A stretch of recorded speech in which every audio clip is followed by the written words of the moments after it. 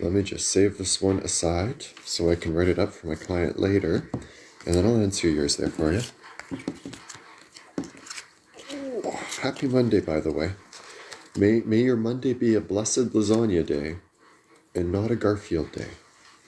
May everybody have all the lasagna and none of the Garfield today. Garfield Mondays are the worst for me. Not something I ever want to be. Oh, we got this here. Hello, Sab. Sab? It's written A-B, so I would go Sab, but I feel like it should be the two-way sound of Sabe. Wonderful to meet you, though. Blessings to you as well. It's as well as it can be after a weekend snowing down here in Alberta. Making it through all right, though. I'm catching up on a few of my projects. And I got a couple questions up now. Appreciate the roses. If y'all ever want to donate more, you can always hit up the e-transfer that's in my email on profile. Or even better, follow me on Facebook at Lothic Magic House. I've got a little webpage there. Well, yeah, webpage. Am I calling Facebook a webpage now? Oh, I have a little profile there. And I'm always happy to connect with people through Facebook Messenger and things like that. So if you want the access, that's the best way, if you ask me. Brandy had asked about Anthony wanting us together. Who's Anthony, if you don't mind my asking? Who's Anthony? This is the Mother of Wands in the East, or the Queen of Fire for this deck. Specifically, this is a representation of the goddess Kali. Have you ever heard of Kali? I love Kali. Kali's great. Kali gets involved in relationships that are going through tough times and dances with the partners.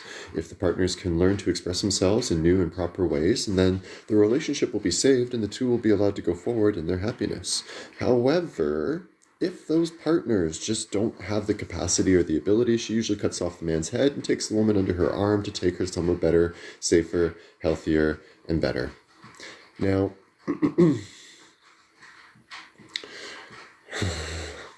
I'm going to frame it like this. What you got here is a battle of wills. The card on the bottom of the deck is the Ace of Wands. What you have here in this relationship is a battle of wills. When two people are fighting willpower versus willpower, it becomes necessary to be the winner because otherwise you're submissive to someone else, and that is usually where the concern resides. Neither party wants to be subdued, submissive, less than, or beneath the other partner. It needs to be established in the first place. Is it actually a power dynamic? Is it actually a control issue? If it is, then there is no solution between the two of you. You two don't work. That's the cutting of the heads right there. If both parties are strong authoritarian attitudes and need to be always leading the ship, then both parties will split the ship in half and destroy it. A proper functioning ship needs one person setting the direction and one person monitoring its success. The person setting the direction will likely walk into stumbling blocks and errors, and that's the joy of it. We get to go and mess around in life. The person monitoring for errors and trying to keep behind the scenes, they're basically making sure that everything is maintained behind the scene so that success can happen. And if success isn't happening, either the direction is right towards crisis and they weren't warning the person enough, and it's about warning the person, not taking the direction away, but indicating what's up ahead and communicating to it, communicating its details to the other partner. It all comes back to that communication. If it's power struggle dynamics, that communication doesn't ever link, and it's always bash, bash, bash. When it's proper communication, it meshes, and it starts to become more like a tug of war. If you have that tug of war effect, relax the rope, share your goals, and see if you can find unity on that. If you cannot, then no, it doesn't work. Both parties probably want to be together, yes. Otherwise, Kali wouldn't be involved. It would be something like the Seven of Swords or the Seven of Cups or one of the Knights, most likely.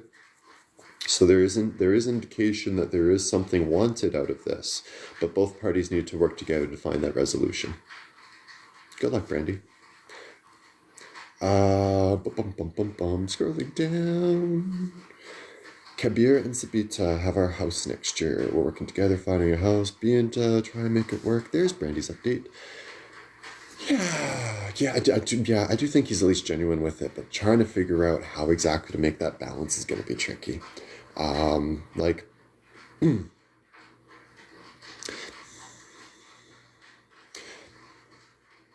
It really does come down to the communication and whether the concept of shared unity and goals and ideas can be brought up. And I sometimes like to approach this like you sit down with him and say, write down your goals for the next 5 or 10 years. I'll do the same thing. And then let's cross compare.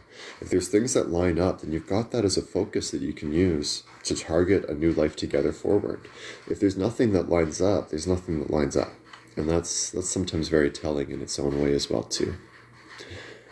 Right, so Kabir and Sabita. Seb. Having a house next year. Let's see what we got. And by next year, we're looking at like 2025 in its entirety. Are we looking at like within the next 12 months? Sometimes cards are tricky that way. I'm going to try and say 12 months within the next 12 months. We'll see what I get from that. Yes, I know I'm splitting technicalities, Spirit. I have to with you because you're a schmuck.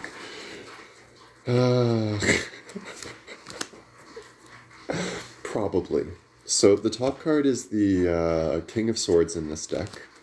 The bottom card is the Universe card. Now, this is what gives me the most confidence that you're getting a new house. Why? Because the Universe, it's the World card for this major arcana. It's stepping through from one moment to the next and just laying it out in such a manner that you have to step through. From point to point, you have to step through. It has to end. Transition has to occur. You have to transpire forward. So like when I see that, I know, yes, you guys are moving forward in some fashion. Now, the question is about housing, and I'm getting Ra. That's kind of a pain in the butt to work with. Let's grab a confirmer. Why is Ra a pain in the butt? Because it relates more towards how a person is approaching the situation. It's about negotiations, it's about leadership, it's about authority, and it's about laying in on these things in a way that a business person applies himself towards better bets. That's pursuing the properties. That's really working with the realtors and maybe even sometimes bouncing realtors because the one isn't really doing it right. It's about firm control of the direction and firm control of the choice. Hi, Alexis. Stick around. I'll get to you in just a minute. Hi, Wayne. Hi, Wayne. So back to you, Sab. The confirming card that I get, the Swiftness card. Yeah, no, honestly, the holdup is more within you guys. If he starts actually challenging some of the practices and pushing it out there a little bit faster, I don't feel like you should go without a realtor, but I do think that there needs to be there does need to be a consistent sticking it to them and making sure you're on them, negotiating hard, not just being passive in this activity, but being very active in this activity as much as possible. There needs to be more pursuit. If you want to ask about the relationship strength, I can get you in later on here. We can do another card later on. I see Alexis there that dropped a question on me, and so we're going to help Alexis next. I also do, private bookings. Private bookings, quick questions. I got lots of options for you.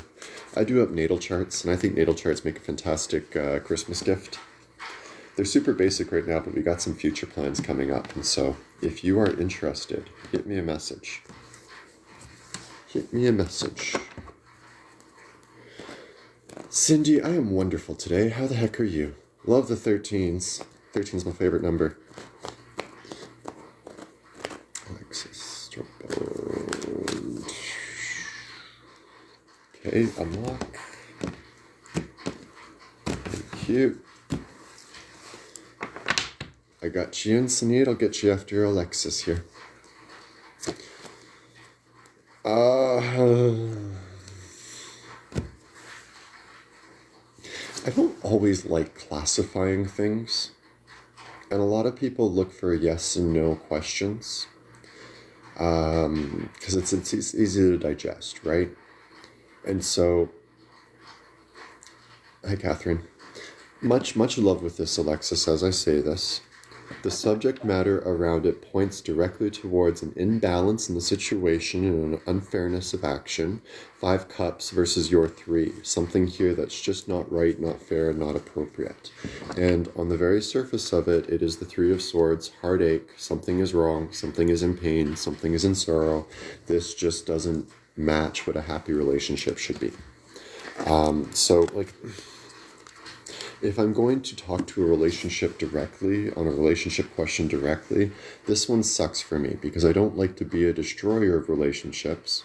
I like to try and give people something that they can work with rather than just saying the situation is crap, right? The problem is this, Alexis. The imbalance, the 8 of Cups, creates scenarios where somebody has to be catered to. If that person being catered to is ignorant, malicious, or just nasty about the situation, it's intolerable. It is genuinely intolerable. And that starts to create the sense of resentment, struggle, and fight. Recognizing it for what it is. They are... I was going to say inadequate, but that's me being mean now. They're not accepting the need to change. They're unyielding. They're inadequate in their ability to push themselves through into next stage, next flow, and next possibility, right? And that's the big problem with the 8 of Cups. One of these 2 individuals has become so stuck that they're not functional. They're just not functional. Hi, Ash. I'll get you on next as well. Yep, I think I've got one more before you. So you are right to want to break the bond and break the connection here. I 100% support that, Alexis. My big concern is that when you're working with the 3 of Swords, there's going to be a lot of pain for you and probably the Sun involved in this. Because you're going to be pulling out a knife from a wound. I don't know if you do any sort of first aid care or medical care, but if just general advice to everybody, if you get something stabbed into you, don't pull it out. Leave it in there. Go get medical care. Because when you pull it out, you're removing what's currently keeping the blood in, and so it's like pulling a plug. Yeah, you know, me too for a little while. MOAs unite. Love it. You know exactly what I'm talking about then, right? You're going to have to be ready to do some trauma care. 2 options I usually recommend with that. One I call the pipe cleaner. The man's just there to help you clean out all cobwebs, all dust, and all feelings. They are there to make you fall completely into lust for a short period of time, and then remember yourself and walk away with blushing red cheeks. It is meant to just shake it 100% and remind you that you are a glorious woman worthy of love, respect, and value. It is entirely to reach your level of goddess worship. They are there to be your subservient worshiper, your follower. That is the pipe cleaner. The other one's a little bit more long and involved, and it means really, really kind of sitting down with your thoughts and processes centering along relationships. You can work with a spiritualist or a therapist on this one if you want.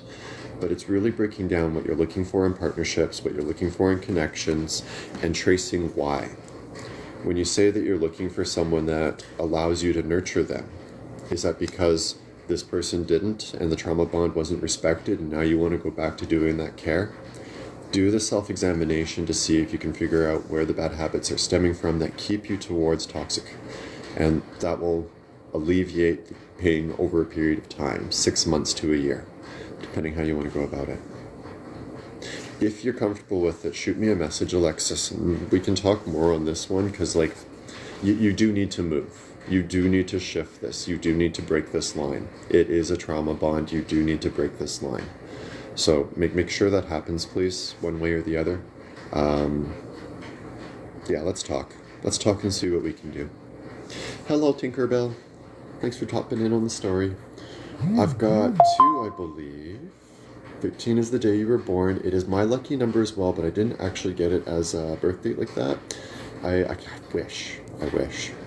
Sinead, will I find a better job soon? Let's start there.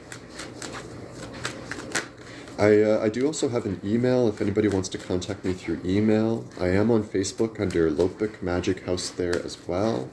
I've got a YouTube even, and I love direct messages. I'm weird. I check all message requests, so hit me up. Because at the end of the day, I just want to be here for you in whatever function that might be. So you got questions? Shoot them my way. You want answers? I've got methods. You want training? That's my favorite thing to do. Hit me up. With any one of you, just to develop your skills and your growth in spirituality. Sinead asking about a better job. 1, 2, 3. Back to 3. Yes, absolutely yes. I do love seeing the Ace of Stones on top. That's usually growth, change, development in the finances that provide the better stability and the better function for self. I've got 9 of Swords on the backside though, and the 9 of Swords, like this deck defines it as cruelty. In the Rider Way, it's the one where the girl's all bound up and wrapped up, and she's just sort of kind of inching her way through the Fence of Swords. And so it represents restriction.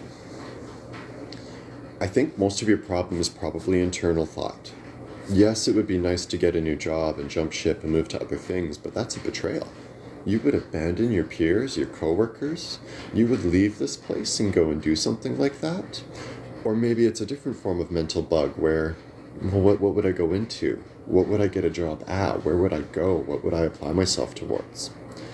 And it's in this way that sometimes mentally we start holding ourselves back, and we get sort of a caught up effect happening, right? We get trapped, and we can't let our traps contain us and prevent us from our own personal growth. We can't talk ourselves out of things. Life has to be willing to try. Life has to be willing to shoot the shot, but the shot can be done in many different ways. As long as your boss doesn't find out that you're looking for another job, then there is no issue at work. And so applying outside of your career field, that's usually a safe bet because they don't talk. Applying within your career field to a competitor or things like that, double check your contract first. Make sure that there's no non-compete clause in there. And if there isn't, then, well, technically you can do whatever you want. If they are buddy-buddy, though, they will call your boss and let them know. So just keep that in mind. That would account to a wrongful dismissal, so if that does work out to be in your benefit, then that's something that you can game as well, too. Just because, well, not to be shady, but at the end of the day, business ultimately becomes about doing business in the right way. Something where you're at doesn't make you happy. And if you've addressed it with them and they're not willing to address it for you, then yeah, you're right. Getting out is your next big thing. So it is time. Pack it on up, make it all go, make yourself free to have somewhere where you can grow, somewhere that you can be successful, somewhere that you can be happy. Ace of Stone is wonderful. If anybody asks about money and the Ace of Stone comes up, every reader on the planet is like, oh, thank you, divine chance. Like, it's the big bag of money. You're probably either A, underpaid where you're at right now, and as soon as you start scouting out competition, you'll realize what you're actually worth, or B, in the field that you're in right now, there's only so much that you can do, and this is the time to do a lateral move somewhere else. But you got to start doing the sniffing around to figure out which way that's going to go. I'm excited for you, Sinead. Like, there's opportunity with this. Sniff it out. Double check what's available within your still career at competitors or across city or anywhere else. Double check what's in something that you've always been interested in. Maybe even the starting wage is beating what you're making right now, and the skills that you have right now might be transferable. They might be applicable. Good luck. Have fun with that one, Sinead. I love it. I'm scrolled up in chat right now, just checking out Ash's comment here, and then I'll be scrolling down shortly after that. I'll try and I'll read this, then I'll do my scroll down. It's about the hubby and you being in the court case. Let's see what we got. This might actually buy me some time to kind of look through and see what else is going on, because there's 26 messages down there. Give me a second to catch to them. Lover's card on the bottom for you, Ash. On the top, we've got the Four of Stone. Now, I love the Rider-Waite Four of Stone. It's the man holding the coins against his chest, and he's kind of got it up here. Oh, Ash. Hi, Ash. If you're going to call me sir, go S-E-R. S-E-R. Yeah, so, with the Four of Stone. Thank you. Much appreciated. We got through another one of the objectives there. As I'm looking here at the Four of Stones, I think the man holding the coins against his chest, the man that keeps the cards close to himself, the man that likes to keep things in their hands. And it's just basically comes down to manipulation of a certain level, knowing the game, knowing the flow, knowing the state of beings and how things can be managed in a way that are to their personal benefit and not somebody else's benefit. There's some good and there's some bad and there's some ugly with that, because ultimately they know the system better than you do, Ash. They have a tactic that's better than your tactic. And while the letter of the law might indicate one way, they can confuscate that and make it appear that it actually means something else. You guys aren't going to be fighting based on the letter of the law. You're going to be fighting based on precedent. You need to find another situation, an exchange between neighbors that is similar to what you and your neighbor are going through right now, and you need to figure out how the judge ruled in that situation.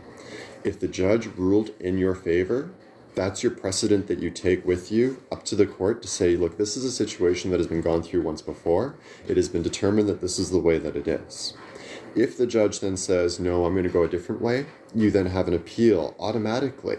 We had precedent. The other judge said no. Why is that? And you can take that up to the next level of court to be reassessed. If the precedent works actually against you, that is a good cue that you might want to settle. Find some way to negotiate it out, talk it out, and figure it out, because at that point it's going to be shady business. The Lover's card tells me that at the end of the day, this is more of a desire of lust than it is necessarily appropriate action. This may be even your neighbor or somebody in this case applying more force and push than what should be necessary between parties like this. So just make sure that you're not letting it become a situation of manipulation in games. You're not here to be played with. You're not here to be mucked around with. If you want more details, shoot me a private message. If you and your hubby ever want to do a love reading, I love doing love readings. So shoot me a message about that as well too. It's always been a fun one for me. Love to see how people's energies mix. You're in for a struggle. Find the precedent. Ash, you got to find the precedent. Scrolling my way down for the next question. You can ask a question, Tinkerbell. If you're still in comments, I just came down to your first bit about it. Direction moving forward. Is there a specific framework that you have for the question? I'll scroll down and double check. Mia, you can absolutely have a reading. If you want a private reading, you can message me about booking one, and those are usually about half an hour to an hour.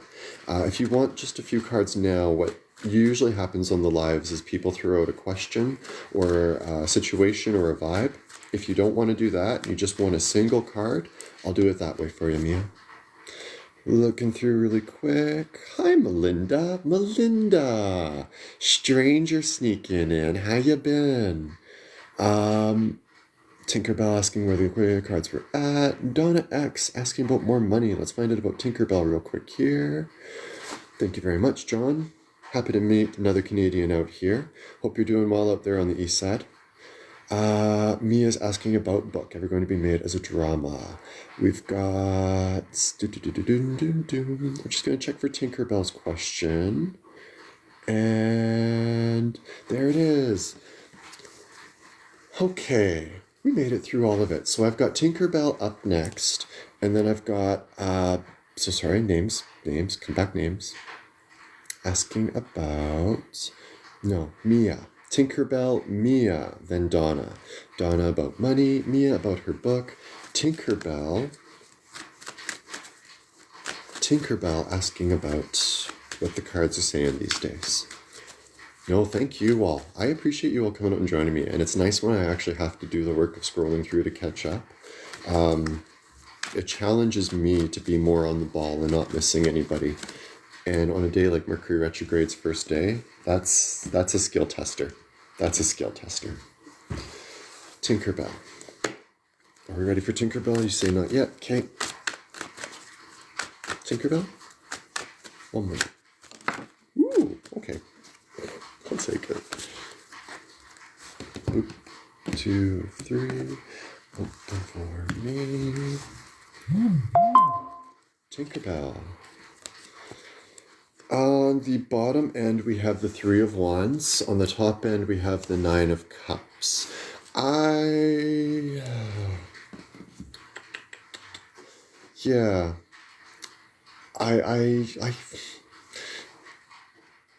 See, here's the funny thing.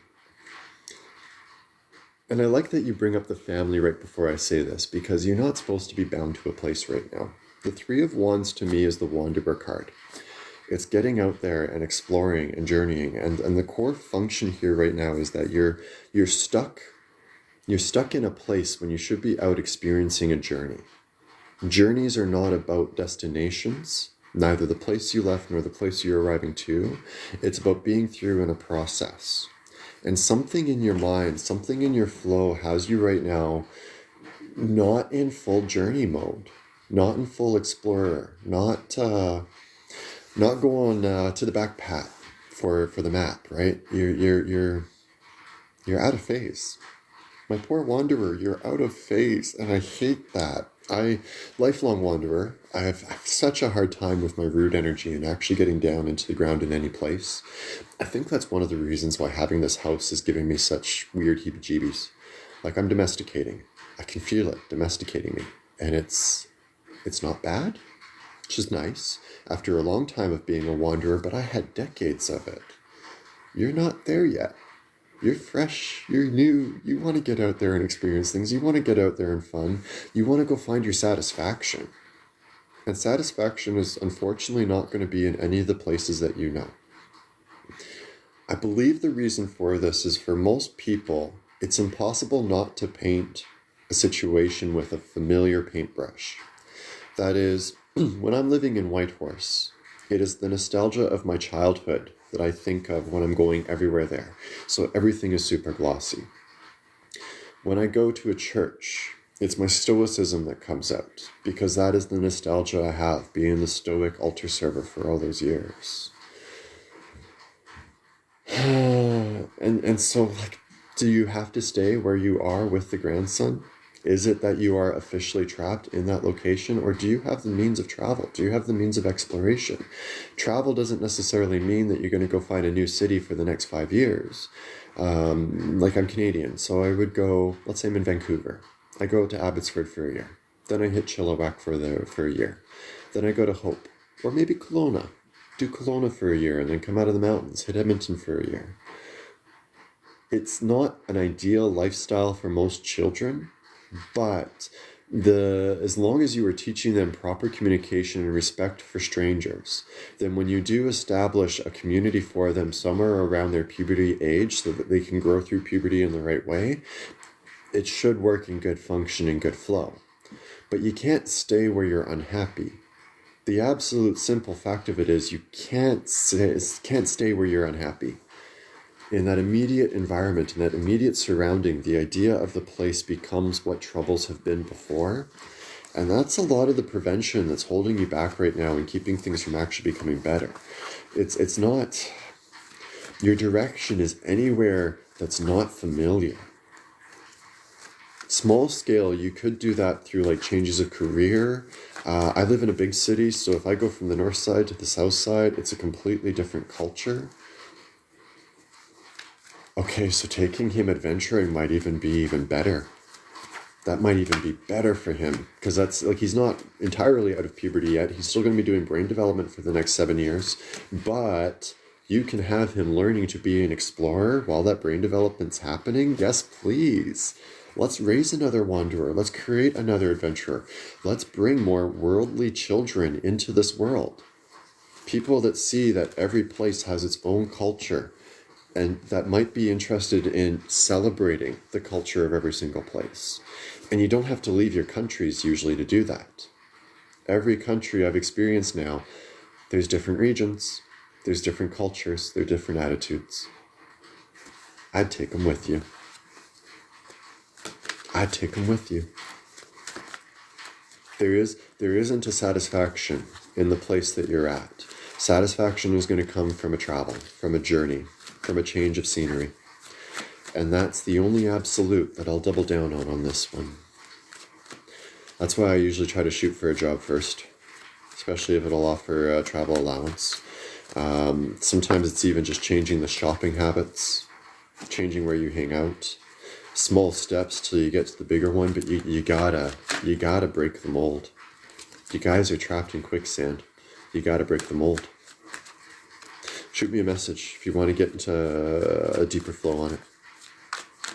Mia had questions about a book, a published book turning into a drama. Are you still working on the publishing side? But we want to see it rise. We want to see it succeed. Let's see what we got for Mia in the book.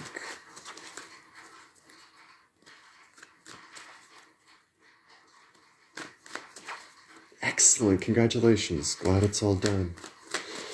That's most of us right now, unfortunately. Working just to get through, working just to get past, paycheck to paycheck. Something of that's going to shift in the next 5 years, but I wasn't sure which way it was going to shift. I'm becoming more sure now. Mia.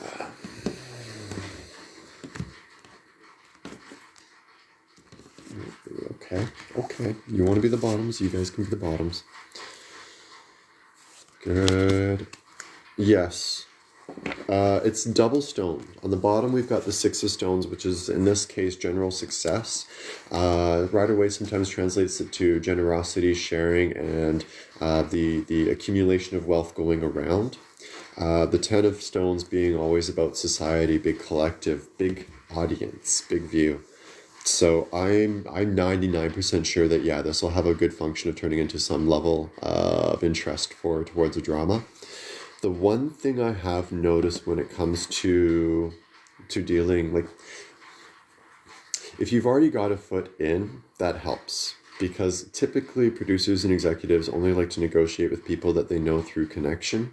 And so otherwise it sort of becomes like meeting this stone wall. And half that stone wall issue is usually the first timer.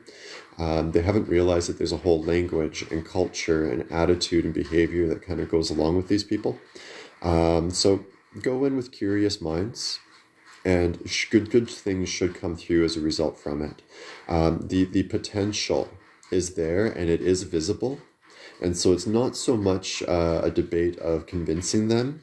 It feels more like it's going to come down to the negotiations and discussions around what's going to happen with it, and that could be anything from financial compensation all the way down to adaptations. Sometimes people go at things and they like to change books in ways that the writer feels is particular to the book, and so there may be compromises or considerations of that sort that you might have to be ready for. I feel generally all good vibes on this one, though. Like, if I'm going to get double stone energy, double pentacle energy, and especially the 10 of Pentacles coming in on this, that's usually pretty solid confirmation for me. So do me the solid back and let me know how that one shapes out. I really want to hear. I really want to hear the outcome on that one. Good luck, Mia. Have fun. Kick butt, chew bubblegum. And we had one more that I know was waiting on the docket. Good evening, Sony. I don't know if you're still in here, but good evening. I know there was one more. Right, Donna. Hi, Donna X. And Sifu, I've got you in after Donna X.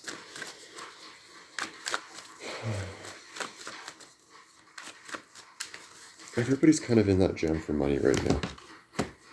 It's been kind of a mainstay for the last 20, 30 years. And it's unfortunate. It's changing the way you work for you specifically, Donna. And with raw energy on the surface, like if you're not already in a higher education or a degree field, then it's getting into a degree field, something that has certification, accreditation, or other forms of confirmation that you have the skill set needed to speak the language of that place and do the business of that place. That can be as simple as insurance. Insurance requires typically some kind of registration beforehand, or it can be as crazy as being like a medical field, doctor, surgeon, or something to that extent. In your particular case, it's about educational changes or credential changes that bring you up to the new state of work in cooperation with others. For some of the rest, it has to be done in slightly different ways. And another way that does apply in around the King of Swords is a small degree of investments. But whereas the King of Pentacle investments are very slow, cautious, it's the defensive investor profile type. The King is a little bit more diversified. The King of Air is more diversified in that balance of a little bit of risk is required for appropriate growth, but there has to be a security net underneath it. And so there's a lot of mathematics and calculations and considerations that go in on it. I don't know if your position provides you that access. If it doesn't, then I revert back to the certification process. It really does come down to what credentials that you're holding, and that's going to be the deciding factor of what works and what abilities are going to be able to come up next. Good luck on that one, Donna. Sifu, job until February 2025. Is that when the contract is up for renewal, or is that when there's a hint of something behind your question? Sifu.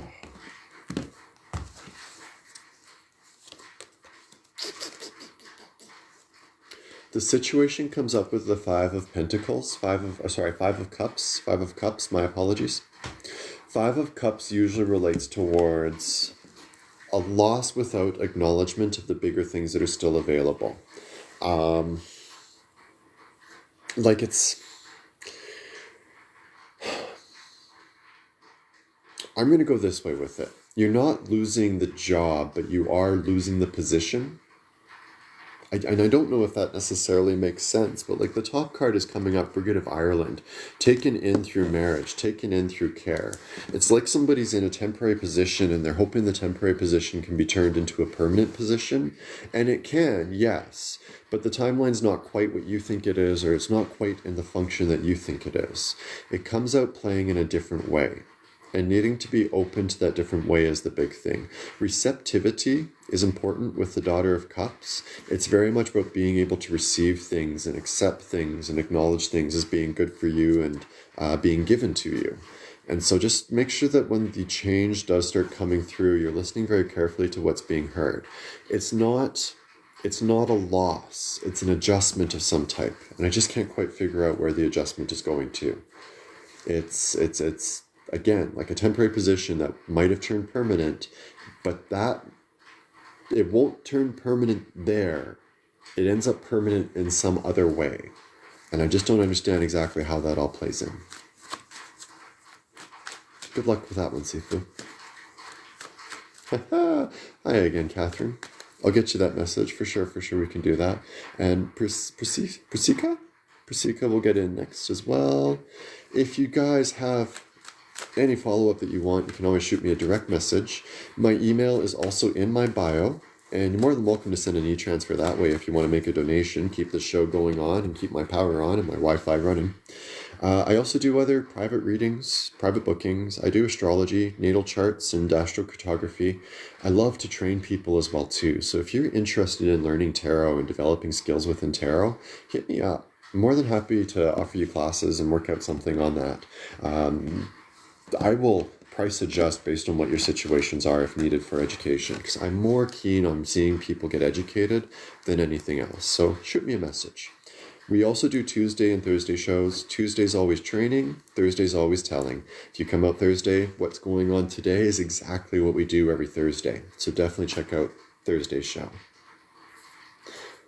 Now we've got a few questions. We had the 3 that I'd said before, and good morning, Nurse Sandy. Welcome on in. I can absolutely draw you a card. More than happy to do that for you. Persika, manager and CEO want you out of the company. Do they?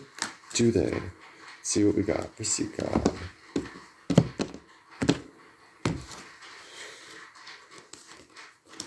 So, I don't...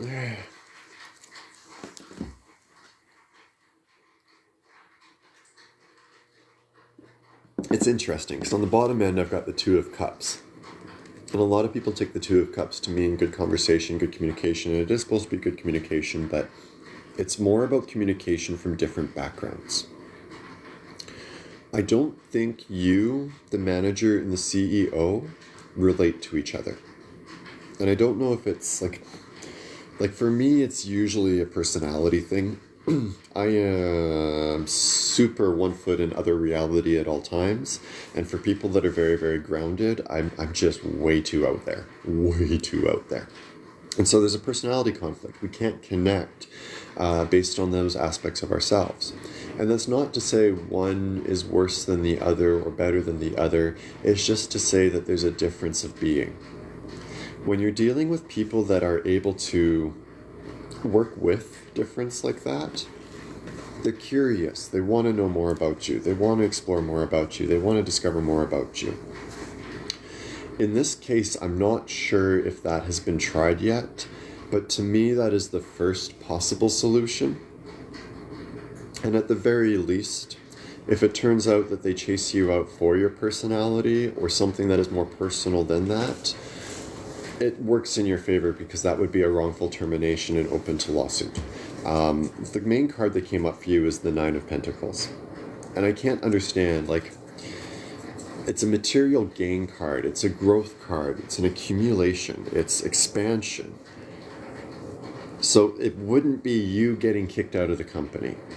It wouldn't be you being chased out. So there has to be something else that's going on here, something else that's being misinterpreted. Mercury's in retrograde right now too, so a lot being misinterpreted right now. It's absolutely the season for misunderstanding. Don't let a misunderstanding turn into, don't let misunderstandings block your own blessings. Talk this one through a little bit more before deciding whether they're actually trying to get rid of you or not. Make sure that you understand what's really happening in the depths of it. Good luck. Catherine Finch. Let's get you in here next. Sorry, I will relax. Thank you. Catherine. 2, 3. 1, 2, 3. Threes, specifically the 3 of Wands on the top and the 3 of Stones on the bottom. Now, both of these cards have come up at some point previously, but I haven't necessarily gone into the same depth of detail on them. Like the three of Wands, I did mention it being about journeys, travel, exploration, long visionary course, and having that opportunity to really see the broad view. It's about understanding that life is the journey. It's not about dying, it's not about being born, it's about experiencing journey. The 3 of Stone is typically related towards work function, specifically coming together with others to successfully achieve shared goals, create corporations, organizations, governance, anything that requires multiple moving parts, multiple departments, multiple aspects of different people coming together. It's also 3s, and 3 is one of those favored power numbers, 369, Nikola Tesla, trying to bring about a new revolution of thought and understanding. My long take on it is this. You've worked very hard to try and have that solid and confirmed ground underneath you, that sense of belonging and that sense of community. But at the end of the day, there's distractions and influences that hit you from the outside that draw you really quickly away in interest and in desire. This isn't a bad thing. This isn't something that you judge yourself for. This isn't something you punish yourself for. But you do have to recognize that the fires of distraction will burn away whatever foundation it is that you've built yourself upon. You have to make the personal choice. Do you let the fires light your way as you go on to a new journey?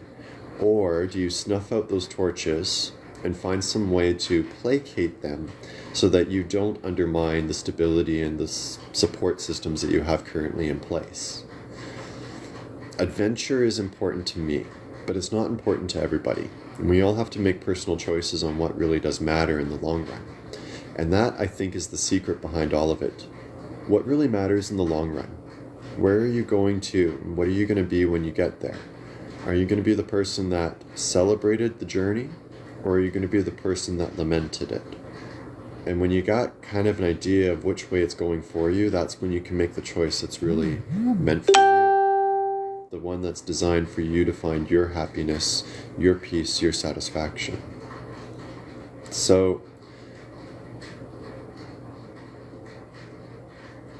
how much do you want to burn down? How much do you want to keep? And how much do you want to take in? The 3 pinnacle point creates a channel of energy that shoots straight out. That energy has to go somewhere. And as long as you feel in control of where that energy is going to, then nothing else matters. Your will, respected, honored, and given full dignity. That is the key here. You decide. Your choice. Your direction. I was talking earlier about how in any relationship, and that could be personal relationships, it could also be romantic relationships, but in any relationship, if there's 2, you need one that's setting the course and one that's minding the way. The person setting the course, the person doing the direction, in a lot of ways for them, it's just about the push towards that direction. The other parties, being observant to what's happening around, can quite often see the risk, the danger, the peril before the person that's focused on the push. It's okay to be the pusher. It's okay to be the one saying, I'm pushing this direction. And if the people that you want to support you in that are choosing to try and stop you and prevent you, I got some harsh words for that. It's time that we allow self-expression in the proper way. It's time that we allow each and every one of ourselves to be our true selves. Don't let anyone dictate to you who you're going to be. Good luck out there, Catherine. Nurse Sandy, good morning. Let's get you a message. Nurse Sandy, okay. Let's go on. Sandy.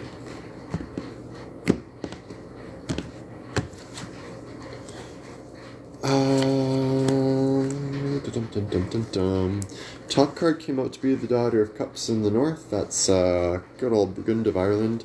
And then the bottom end came up being the 3 of Swords, Mourning. I could be super cheap and easy about it and just be like, you know what, it's winter time, it's probably seasonal affective disorder, and you don't want to overthink it, you don't want to overrun it, but I think it's more than that. Because it's not just deflated, it's reminiscing into heartache. There's something to the season, whether that be memory, nostalgia, but there's something to the season that just sort of hits a little bit deeper, and just needing to kind of respect that, address that, bring some dignity to the moment or the situation. I'm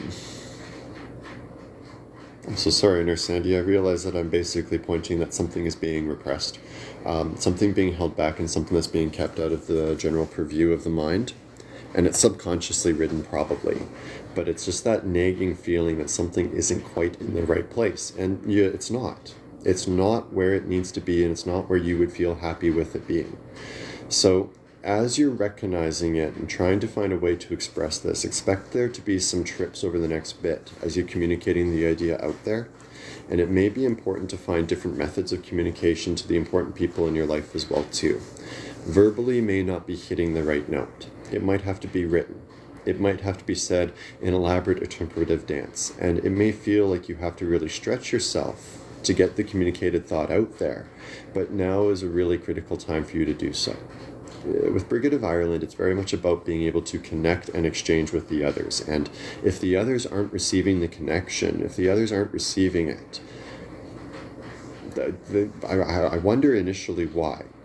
If it's because they're being obtuse, that's poor character of them. If it's because they're dearly departed, it's about finding the small signals of them in everything that's going on around you. But there has to be a means of connection.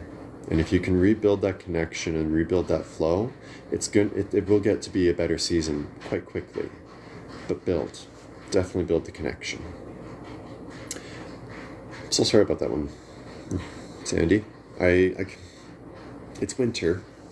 Winter brings a lot for a lot of people. If you do need anything, reach out, let me know. But at the core of it, make sure that you're not getting lost in the snow. That would be ultimately my pinnacle piece. Don't get lost in the cold. And as long as you're preventing that, then you'll be able to see yourself through without too much issue. IDK, I can definitely do you up next. I'm just going to check. Hi, Mace. Did you even stick around?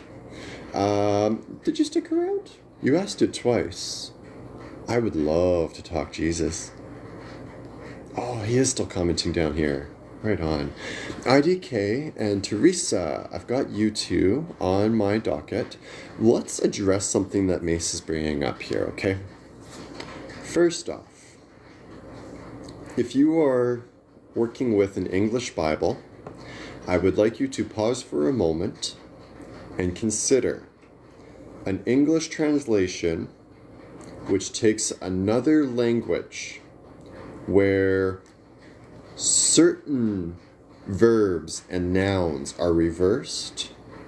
If you think taking that language and converting it into our language, going through 2 or 3 different languages before reaching our language, has created an absolute copy in the here and now, I really, really want you to go to a nearby school and play the telephone game.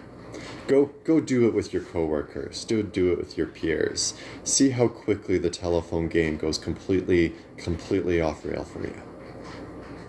The Christ consciousness reflects the better process of an ascendant, we'll call it an ascendant soul-based individual. The Christ consciousness is not the supreme form of the human form, but it does make a really good gate through which we can understand ourselves spiritually. I also really like keeping with some of the better names. Vishnu was one of my favorites. Or not Vishnu, sorry, Krishna. Because it is just that close. Krishna, Christ. Or maybe we want to look at the story of Osiris. There was someone in Sumeria too. And Ishtar, I think, was the one with the virgin birth over in that one. Ishtar, Easter. It's all a telephone game, my friend. We are all blessed. We're all conscious. We're all awake. We're all very aware that we have the gift. But we will not be beating a single church's drumbeat in my space. We do not do that here. And if 10 years of altar serving has taught me anything, keep it within the church. IDK, you want just a general question? Just a general draw? I can do a general draw. And then there was another one in there that had come in just recently. Yeah, Teresa. Yeah, I'll get you Teresa too. Truthfully, I was just going to sit here and do natal charts because I got one that's supposed to be due today. But people started rolling in, and so what I ended up doing was tarot readings. Quick cards. I do this as private readings if people don't want to have any of their stuff kind of nonsensed online. Because it's public forum here, we can definitely do private as well. The whole hope is to develop people towards understanding that you are a spiritual entity. You are a focus of energy that is currently driving a little mech suit, running around in this world for the next X many years, and then you will be extrapolated out of your mech suit to download your information up to higher places. Hi, Tanya. You're an Aries. Aries are always fun. Nice to meet you. I will always say, shoot me information like that in private, but it's wonderful to meet you. It's wonderful to meet you. IDK, you had asked for a card. The subject matter centers around nostalgia, happiness, and joy. The top end centers around the Fool. Now, a lot of people get it in the idea that the Fool means idiot in this deck. That is not the case. The Fool means new, fresh, brand new. Kind of like not like my coffee, which is very empty right now, but rather in the style of, I'm trying a new sport, I'm trying a new school, I'm trying a new relationship, I'm trying a new career, I'm trying a new toilet, I'm trying a new toilet paper. Anywhere where you're letting curiosity lead you is energy of the Fool. And it's wonderful energy if you ask me. Head up in the clouds, completely oblivious to what potential perils may exist. It's great so long as it goes well. And when we're applying it in an environment like the Six of Cups, which centers on nostalgia, childlike innocence or ventures, it's usually good venture. That's like a person having a kid soon, and it's their first kid and they just have no idea what they're doing, but they're going to do okay because they care. And that's all that matters. They're a parent that cares. Or somebody's getting an opportunity to go back to an old childhood home, childhood playground. I get the same energy whenever I go back to Whitehorse. It's like being a kid again, almost instantaneously. And you can't put a price on that experience. People have tried to bottle that and sell that for years and have had no success whatsoever at any point in time. The experience that you're about to have is going to rejuvenate pieces of yourself that you forgot were even there. I am so happy for you to be having them. Enjoy the experience. Remember to keep curious and innocent about it so that you can enjoy it as long as possible. Be bewildered and have fun with it. Teresa is asking about Vincent. Take a look-see.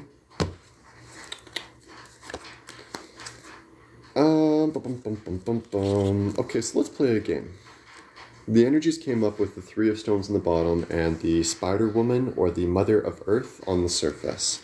So let's play a game. What is your forever person? What is your other half? What is your equal matching? Like, Kirk, stick around. I'll get you in on this one after I refill my coffee. I'm going to finish this reading, then I'm going to go refill my coffee. I'm a little Cancer boy. I'm a lot of water. I love my water.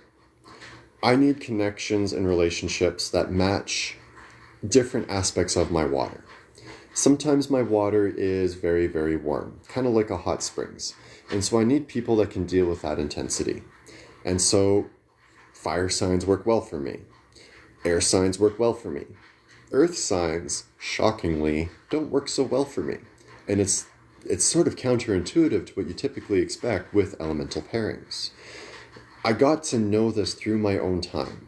Through my own understanding of myself, eventually I could spin my own webs and my own designs. I could create, don't say ruled out. It's just saying, when I'm dealing with those energies, in certain dynamics, it has to be that certain flavor, right? I can spin my style based on what I know I am. And what I am is a big steaming pool of sauna. I am the mountain lake that should be frozen, but for some reason is not. I am the glacier that is defrosting and coming across everything. In your case, Teresa, before I get distracted again, in your case, you are the Spider Woman that has spun a web based on her own designs and her own formats. She has become something of different expression and something of different being. She is evolving to improve her webs at all times, become better. This person that you've got is stuck in your web because you are who you are. And you two work somewhat okay together. But because he feels stuck, there will always be some level of resistance and pullback, some level of fear that they're being overtaken, overwhelmed, consumed. taken advantage of. And that's what you gotta be careful about. When they get into that state, when they get into that flow, you got to make sure that they're understanding that you're not trying to trap them. You're just that good. You're that awesome. That's what you do, and that's what attracted them in the first place. Now that they're really close to it, it feels like a trap, sure, but in the first place, it was attracting. What is it that made it attracting, and how do we get back to it being attracting like that again? How do we evolve things so that they come back to the form that we know that they were, that we know that they're capable of being? You guys can work very well together. Otherwise, the Three of Stone wouldn't have shown up on the bottom. Would I call that my person? I don't usually use that kind of specific terminology. I won't do twin flame. I will not give people the idea of twin flame, because twin flame becomes something that controls your free will. You get in the idea that it's that thing, and now your will is submitted to that thing in its entirety. I don't like that. So there isn't only one person for everybody. I don't believe that. There are multiple types of people that will tickle you in different ways, and you have to decide which one you want to finish the run with, which one you want to finish the experience and connection and understanding with. Or, if you're polyamorous, which ones? At the end of the day, we choose our own connections. We choose who we want to be with. So make sure as you're stepping into that, you're choosing it because it provides satisfaction and happiness, or something else that you are seeking. Never choose someone just because they say it's fated and destiny. We choose our own destinies. We create them ourselves. Good luck, Teresa. What else I got going on here? There was Tanya Lee. Right, Kirka. With Gideon. Let's look at Kirka and Gideon. And then maybe I might be able to sneak onto my natal chart that I have to send today. Maybe I'll stop being distracted. The situation is coming up with Brahma, King of Fire. The top card came up for you as the Seven of Stones, which this deck defines as failure. Brahma is the creator force within the Hindu faith, and it centers on being able to shape raw things into something, and then surrendering that raw shape over to the next phase of evolution. I always found it kind of weird with this deck when it came up in relationships, because the King of Wands is very strong, independent, but he's usually seen as very appealing. This Brahma dynamic tilted it a little bit so that it was no longer about the appeal of the King of Fire, but instead about his role in things, to start things and then to leave, to begin a process and then to vanish, to initiate and then dissipate. So my initial surface on it is I would have to say no. Gideon, I don't think it's you. I do think it's Gideon. I do think it's the other side of it, where there's an unwillingness to commit and an unwillingness to stay the course. In good relationships, you have to be willing to recognize that obstacles aren't refusals. They aren't life-ending. Obstacles can be communicated about, expressed, and worked around. If both parties entrench and refuse to communicate, then it will fall apart. Absolutely, yes. But if they can at least come together and discuss the differences that are happening, then there can usually be some amount of compromise and moving past the obstacle. I don't get that vibe from Gideon for some reason. That the blockage is so strong in their mind that they are refusing to allow a shift, a change, an access, or anything of that sort. And so be really, really mindful, careful, cautious, that you're not holding on to someone that at the end of the day isn't going to hold on in reverse, isn't going to be there for you in the same fashion that you're looking for them. There's something amiss in all of this. And I really, really hope that it's not a threat to you, but be careful. Don't go chasing after something that's not chasing you.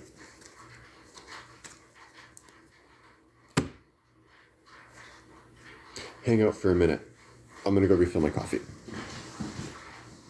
Ooh.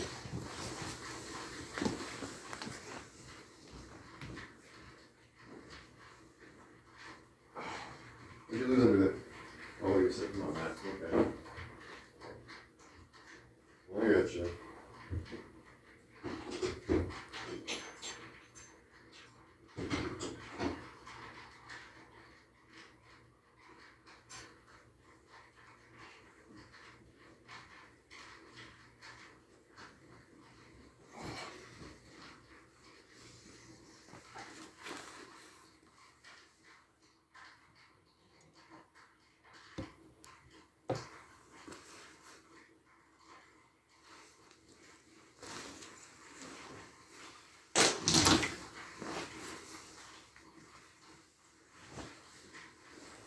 Oh, and she runs away. Why'd you run away? I was gonna sit next to you, not on you, I swear.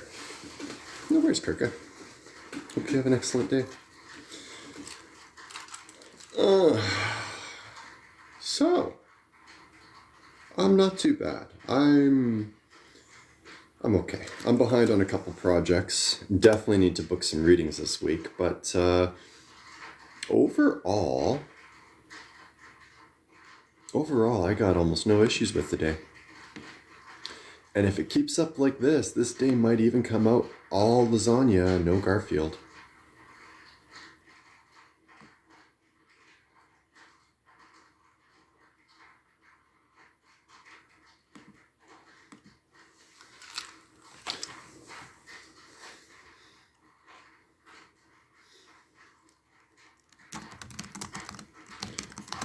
From the Netherlands. Oh, I love Netherlands. You guys get some great Northern Lights up there. I used to live in Yukon, Canada, and so we get a lot of Northern Lights in our corner as well too. Same north of 60, Arctic living, keeping it nice and right in the winters. I was commenting actually. We were driving back into Edmonton yesterday from down south, and the sun starts going down. Comes sundown, I think like 4:55, and car passengers are like, wow, it's so dark. And I'm like, yeah, if we were up in Whitehorse, that would have been like 2 o'clock, 3 o'clock, the sun would have gone down. And the looks of absolute horror and disgust I get, a lot of people don't realize how dark it is up north. Love that for the living there. Yes, it is.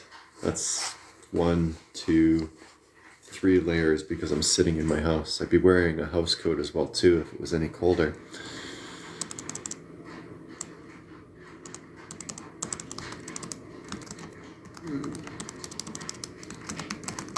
Misinterpreted are somewhat of the same.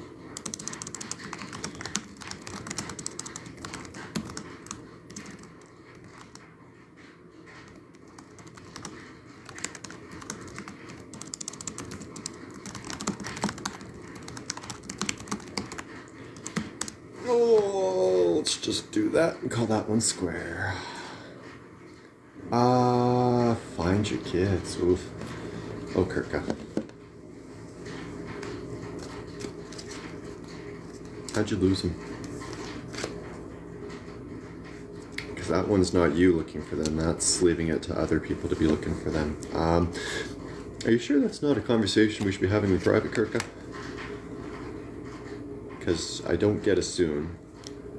And there is some complications on that one. There is some risk and some dangers.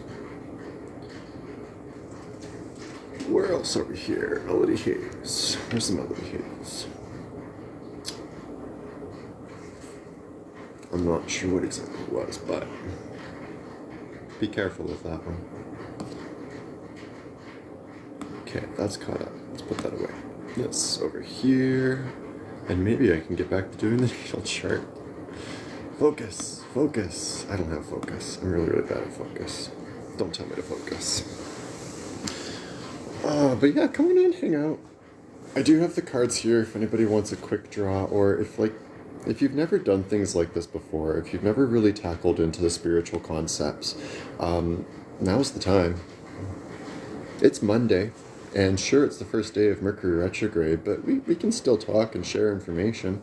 As long as we take our time, do it fair, do it square, things come out well with it. Hello, Lynn. Lovely to meet you. The whole idea of Lopik's Magic House was to provide a place that people could come and discover their personal spirituality. Spirituality and religion differ greatly in the fact that religion requires a certain amount of adherence to a text or a code or a simple set of rules.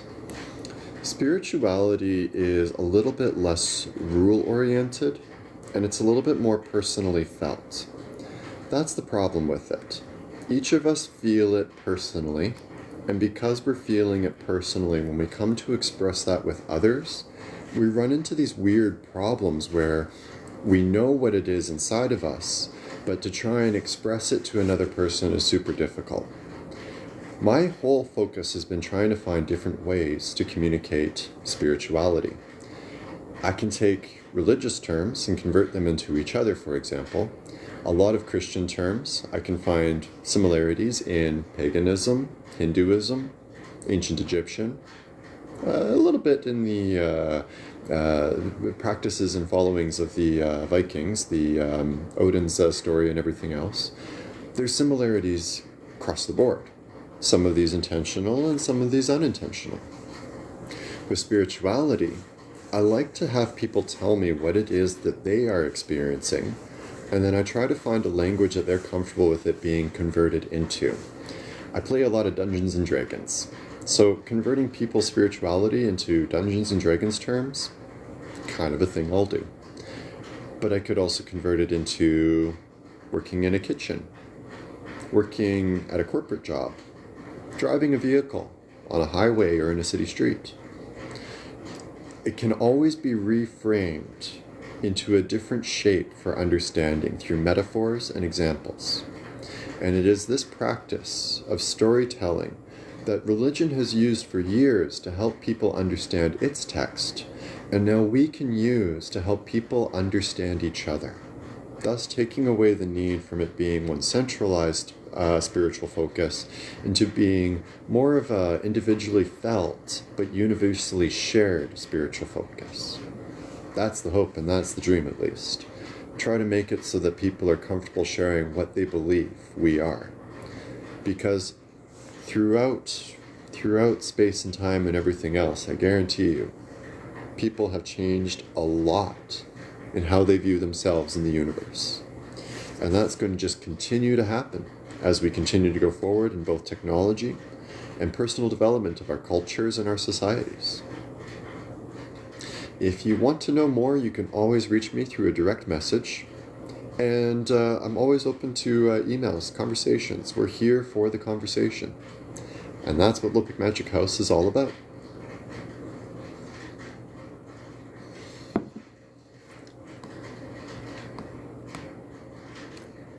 So, hit me with your best shots. Where are we here? Uranus. Did I finish Saturn? Yeah, I must have finished Saturn. Oh, right, because I realized that I was going to have to do all the retrogrades. Right.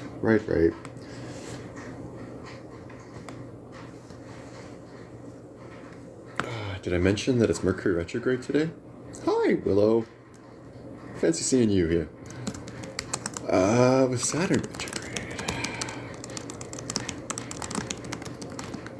In the charts. Have we found an offshore platform that we can take over and start our own nation yet? It's, actually, I shouldn't joke, because honestly, in the next 3-4 years, I'm pretty sure my province is going to get bought out. I'm going to have American citizenship pretty quick here. So, it might be a moot point anyway. I think we might have a solution coming our way. Oops. Oh well. Unified North America for all is what it is.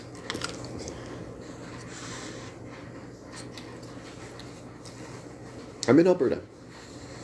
Officially, call me an energetic jerk, but I officially took claim over the Yukon, BC, and Alberta, and I've been trying to keep constant activity in all three. But I'm in self-exile from the Yukon right now, and BC's on fire. So I'm sticking very close to Alberta these last few years. The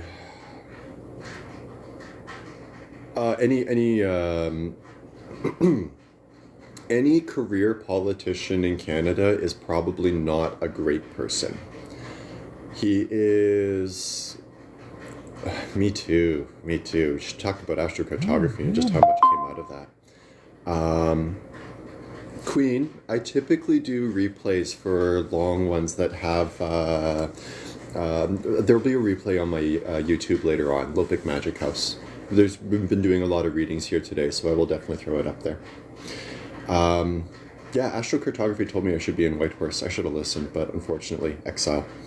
And the thing with career politicians in Canada is you only get to be a career politician by playing the game.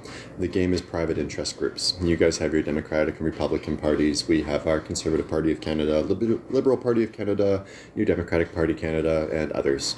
And, oh, sorry. Yeah, they're all slimy. Everything's slime. Voting needs to be mandatory. Parties need to be banned, but that's just me. Sorry, I'm in a rambling mode. It's Monday and it's Mercury retrograde. Just me doing my verbal diarrhea.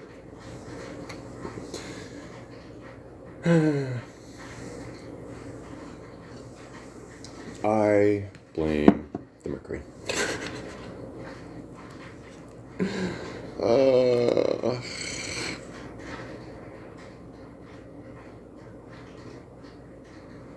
Sigh.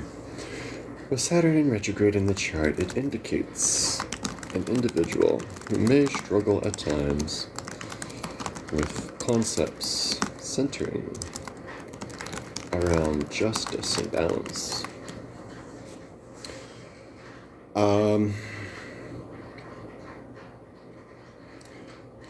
The problem right now is Canada is on the verge of splintering, and with Trump now in control down there and a very friendliness with our UCP separatist government, there is a good chance that they'll see a better deal with America and they'll start pursuing that and try to find a way to absorb us into them.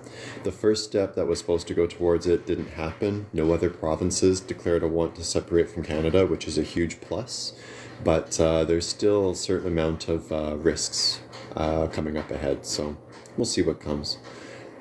Come West Coast though. Come Alberta, come British Columbia, come Yukon. You would do okay in the Yukon, but I think you would do much better in something like Vancouver, Victoria, and maybe we should do an astrocartography check and just see what is up there. Yeah, get over to Seattle. I did. Funny story. I had one of my regular clients reach out to me and ask to do just a 2-question request. And so I am getting that typed up for them right now. But, funny story. She asked if there was going to be a war in the United States. And I don't know if I read war on these. The last card on the bottom, when I did it, was the Empress, so it has me thinking very much, yes, in line with Mother Liberty and the idea. The first card that was drawn was this, and I was like, well, that doesn't look like going to war to me, that looks like leaving Ukraine to kind of suffer. Then I asked for I took the next 3 cards, all 3 of them are major arcanas, right?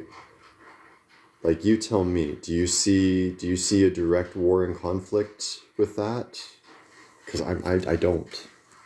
I don't feel it. And so, on the plus side, it looks from that angle you guys are somewhat okay for what's going on your soil. But, well,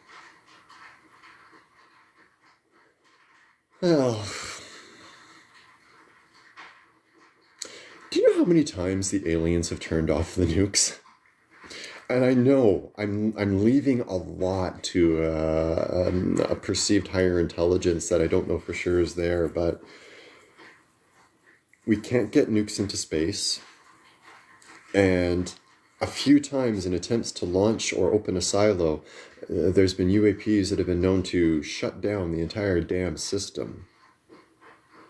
So there's there's my hope and dream that the aliens will not let us nuke anything because they don't want the planet nuked at all. Nobody wants the planet nuked, period. That's my second point. Putin may be ex-KGB with the manifest destiny idea of Mother Russia, but he's also not dumb. He knows if he shoots a nuke, everybody loses.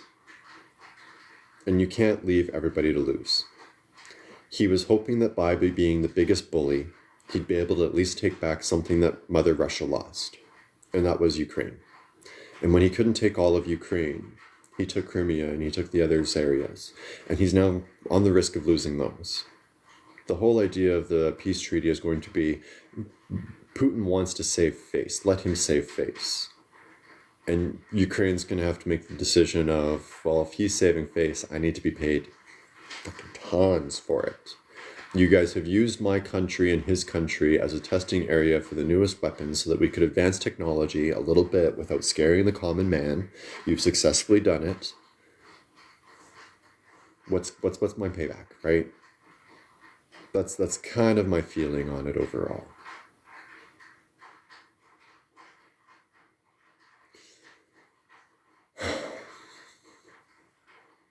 Yep. Yeah, it's all showmanship. It's all setting a stage, and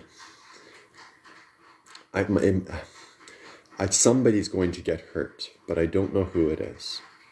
And Russia is getting minced when it comes to the economic side of things. Can't produce enough, can't maintain enough. A war economy is a great boost, but it's not long-term sustainable. And what's worse is once you've pressed so many people into conscription, you really need them to die in the military, because if they come back angry every time. So he's somewhat failing on the population control side. He's somewhat failing on the expansion side. A desperate final screw everybody. It's a betrayal of Mother Russia because Mother Russia won't survive. And he knows that. As much as I hate him for being ex-KGB, he knows that. We are so out of sequence. I've always said Earth is constantly out of sequence. Constantly out of sequence.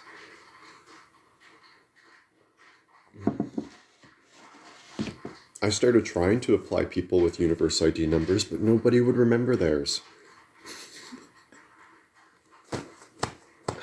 Oh, it's hilarious to me, but no, nobody else. Yeah.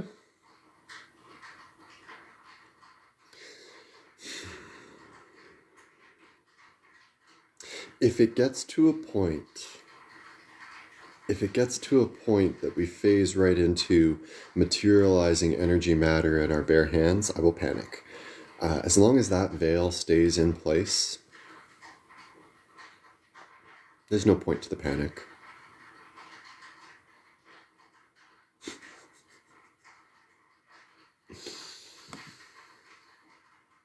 I was more panicked in 2001 than I am now.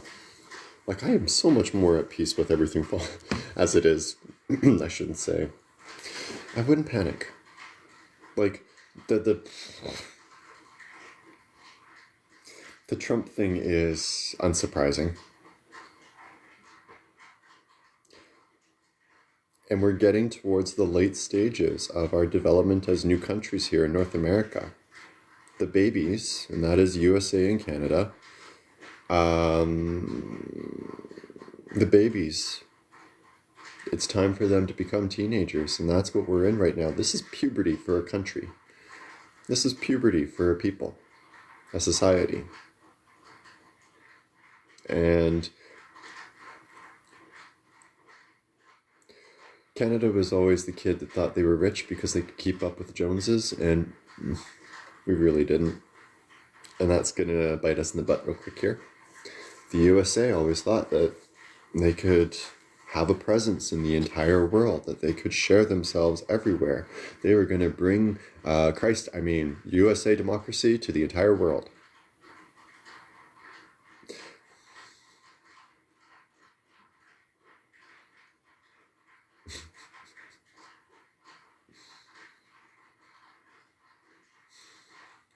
Not yet. Just a little sooner. Yeah, maybe then. Seriously, apply for a work visa. I know Canada's getting a little bit more stringent, but you at least have do you have pharmacy tech credentials, or what are you at? Where are you at? Because if you got pharmacy technician skills, you can get in Canada. That one's an easy one.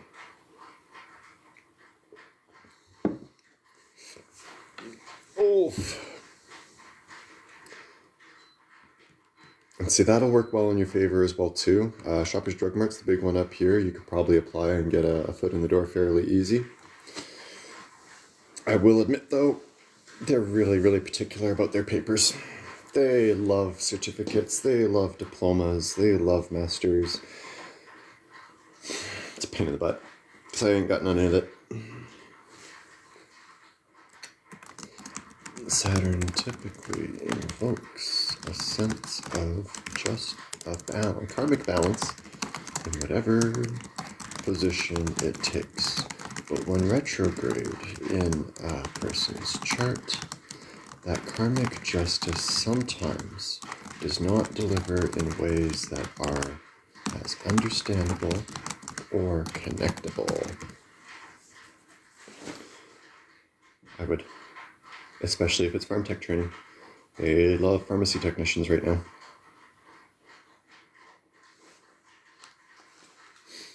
I'm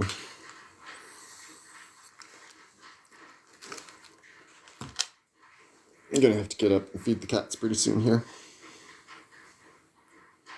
Do some other things and other bits. I haven't eaten anything yet today either, so I should probably take care of that. I really do need to finish this nail right up today. Isn't that funny, We do half the work, but then, don't actually have a piece of paper that says we know how to do the work. Not that I'm admitting that I ever did the work. Cough, cough. Never.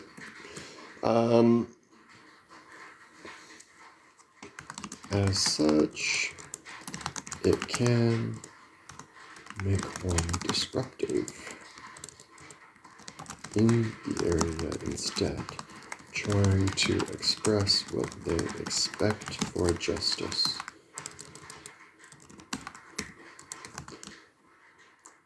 In inverse, it does help the individual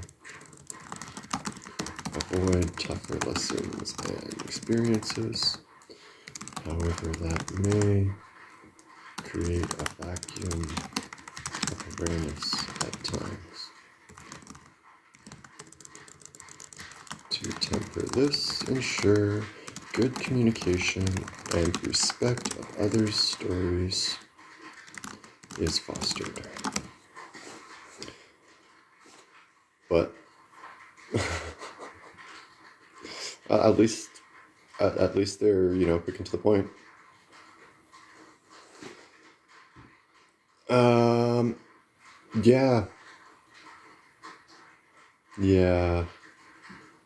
Yeah.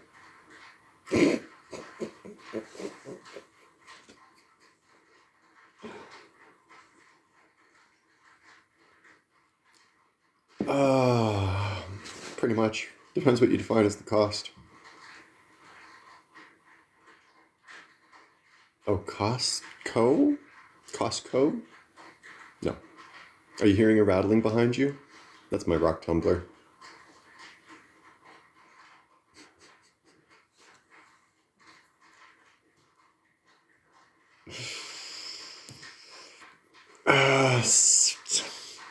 Eventually.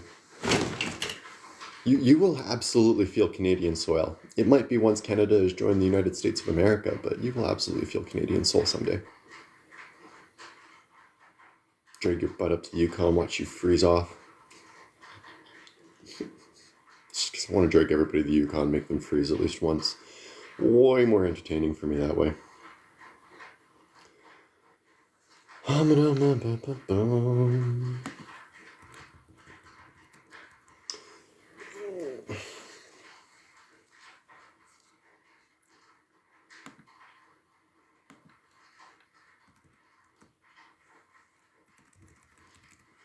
going to say another story.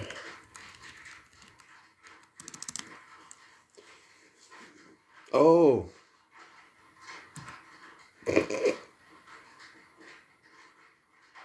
I haven't actually gotten married yet. This is just the engagement ring.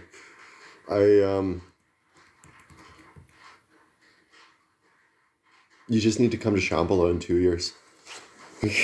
I know, weird, right? Come to a music festival for my wedding, but that's like there's going to be probably, yeah, that was just the engagement. She hired a photographer to make sure that there were engagement photos. One, because our friend's pool isn't the biggest. We're generally well liked, but I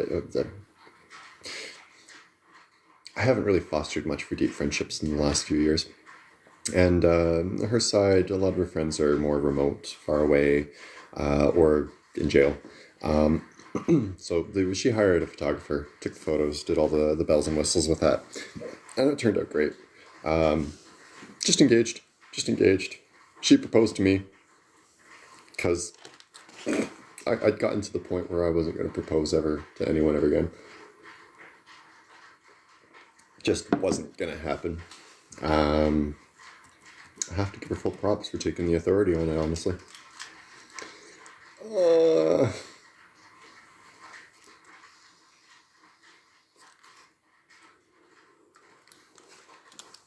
It's a good time, though.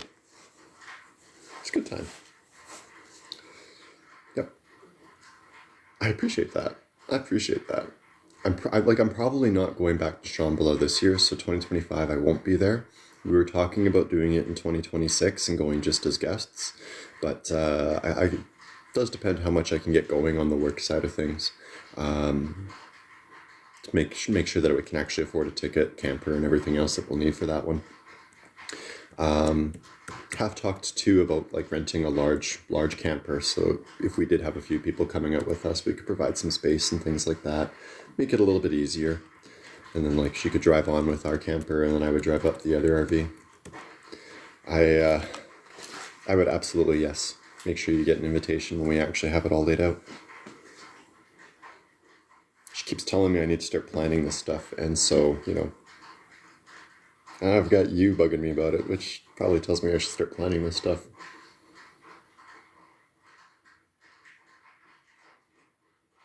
Still baffles me.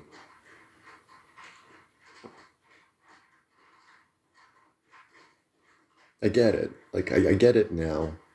It's taken a little bit to kind of wrap my head around it, but, summer. Shambhala happens in the summer, usually in July. The daytimes are usually plus 30 to 34. The night times are sometimes 8 degrees, maybe 7. So you got to have a bit of a wide array, but it's fun. I camp it. I love camping it. Sarah just can't keep doing the ground. Sarah can't sleep on the ground anymore. Just doesn't do well for the hip, so we gotta at some point track down a camper for her.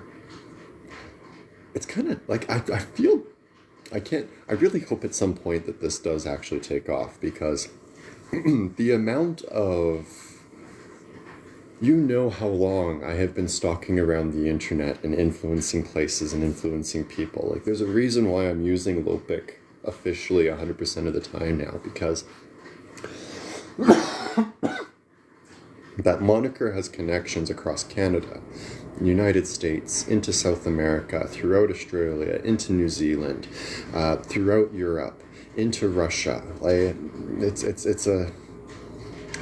getting a legacy here. And it's really, really nice that it does operate and function as sort of a dog whistle.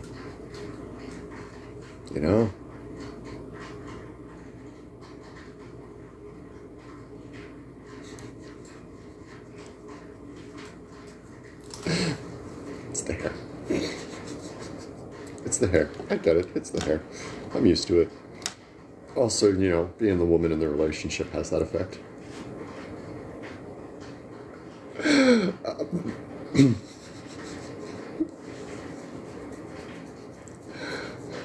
Let me have my jokes. I used to just get indignant. Let me have my jokes. Come on. This is the friendly Lopik that we've got now.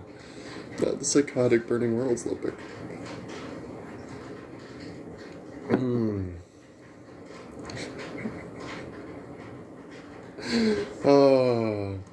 Uranus being retrograde in a person's chart tends to create barriers and resistances between the person and collective society.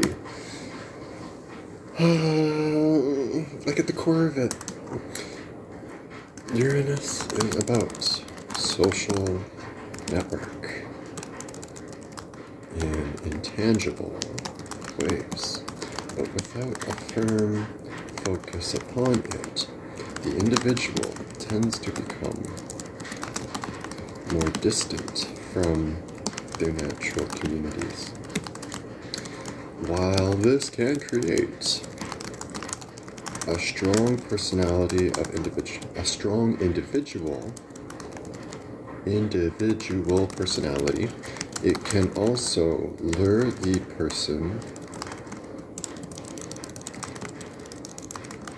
to more underground styles of connection, such as the occult or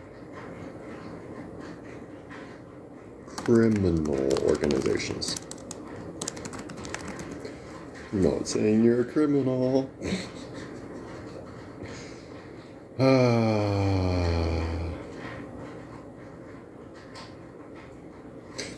Didn't have the language for it yet, really, would be my major issue. Like it took a while to figure out how exactly to express, right? And the expression definitely was very out there. We'll just call it out there. The capacity to redefine it and shape it now into something that is workable has been somewhat tricky. Because, yeah, I'm still that crazy. Absolutely still that crazy. But I understand the methods of interpretation. It's the brain just trying to interpret something. It makes sense now. Good morning, Frankie. Hope you're having an excellent day.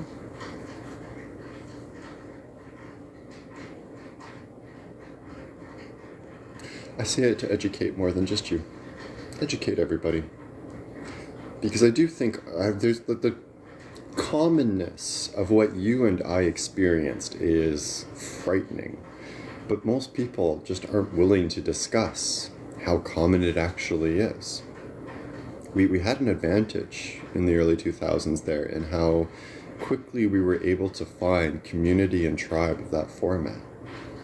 It's out there these days, but they struggle a little bit more with the methods of expression. Ooh, out-of-town guests. Somebody's got a visitor. And it's not Aunt Flo. Yay!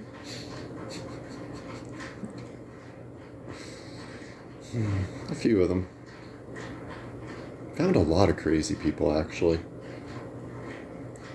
Did I ever tell you what happened with Leona? You're the guest. Yay! And going back to our original conversation and everything. Oh. Oops. Good. Welcome back to the West Coast. Happy to hear it.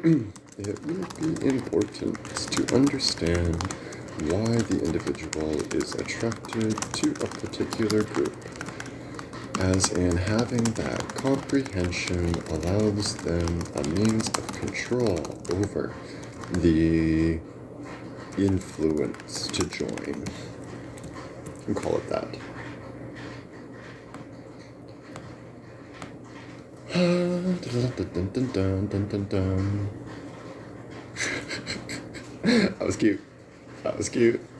That was cute.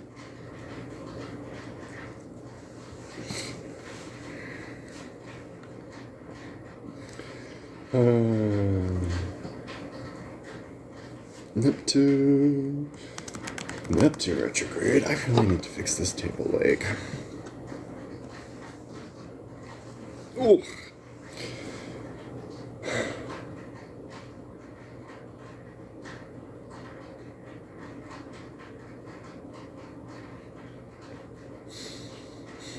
Happy Monday. 5 minutes to 12.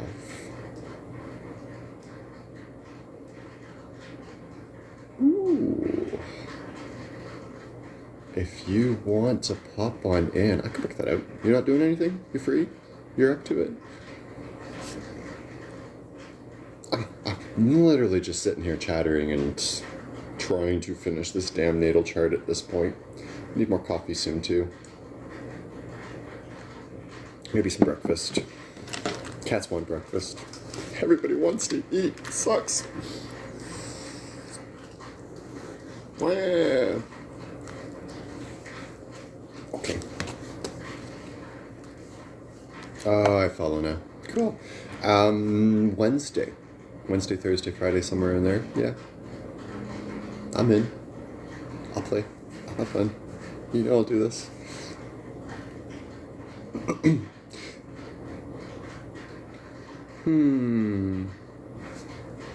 Is that a Tiffany I actually know, or is that just a Tiffany that's bored? Do do do do do do do do do do do do do.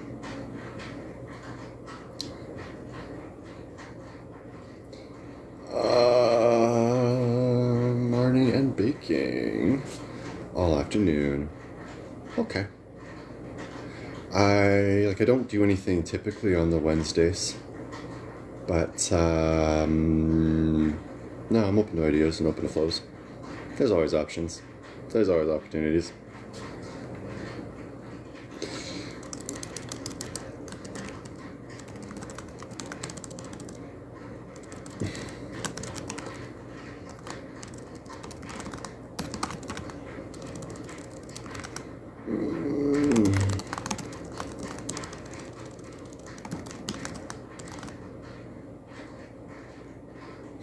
It's Mercury retrograde and all the X's are showing up. Hasn't happened any other retrograde, but this is the second one now that's been a little out there.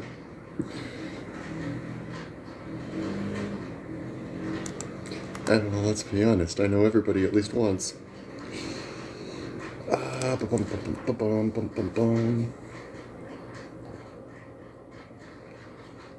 Oh, fuck, right. My coffee turned off, too. What do we do, Merlin? What do we do? Oh, you're listening to the snowblower. Yeah, go check it out. You can go check it out. You're gonna just sit there and be a scaredy cat? Okay, fine. Fine, be a scaredy cat. See if I care.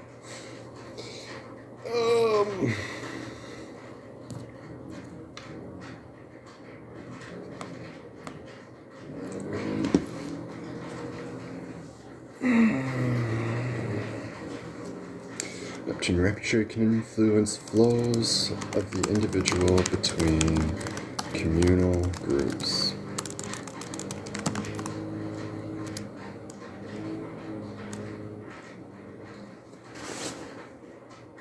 Okay, here's a thought for you guys. Which retrograde would you think would be more likely to turn a person into a cultist or a gang member?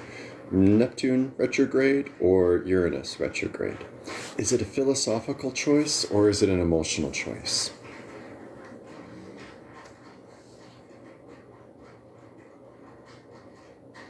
Which direction do we go with it?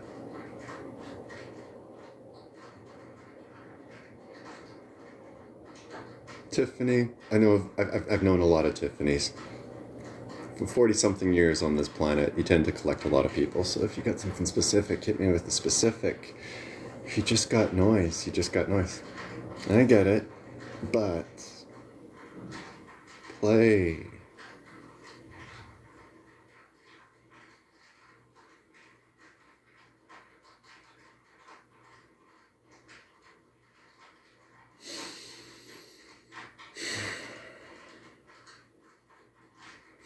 maybe I am going backwards with this.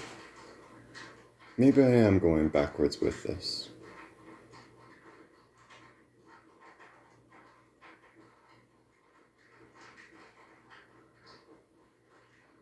Because if Uranus is more the educational center, like it's communicative thought, it's being able to share concepts.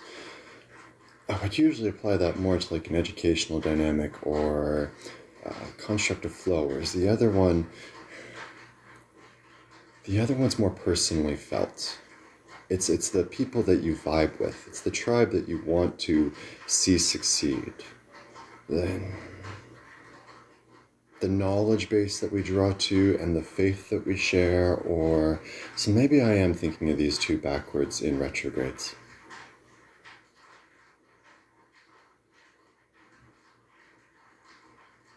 Well, that narrows it down to either 2013 or, was it 2013?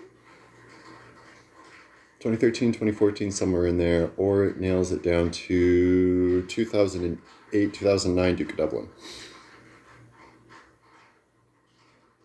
Still leaves me two possibilities. I'm so sorry, Tiff. And in both of those possibilities, we're talking like 11 years, over a decade. Do you know how many times I have died since then? I apologize, but the logs are a little bit scrambled these days. And it wasn't cheap drugs. No, there was nothing cheap about it at all. Neptune retrograde can influence flow. No, we're going to switch this. We're going to switch this.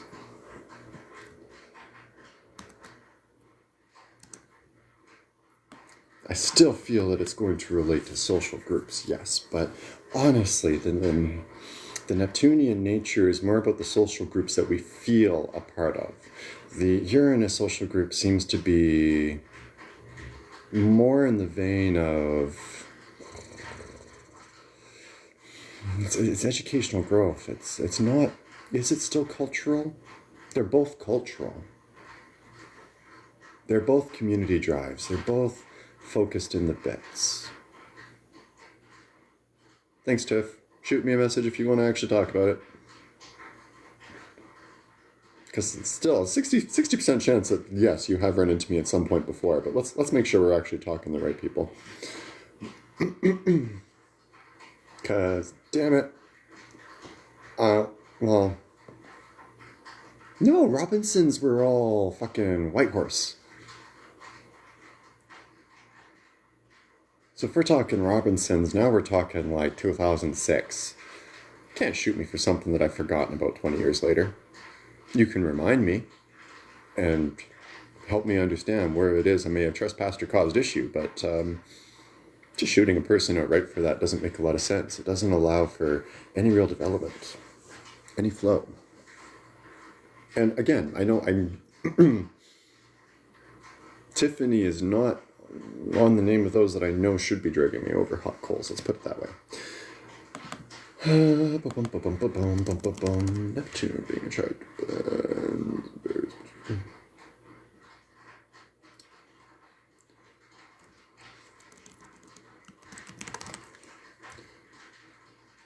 And this is why, on today, the day of Mercury retrograde, I double check everything that's going on.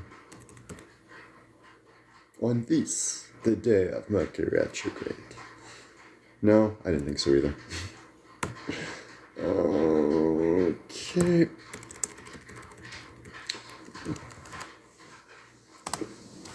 So, if Neptune retrograde creates the barrier between the person feeling like they personally belong with society, then would Uranus, an inability to communicate or be understood,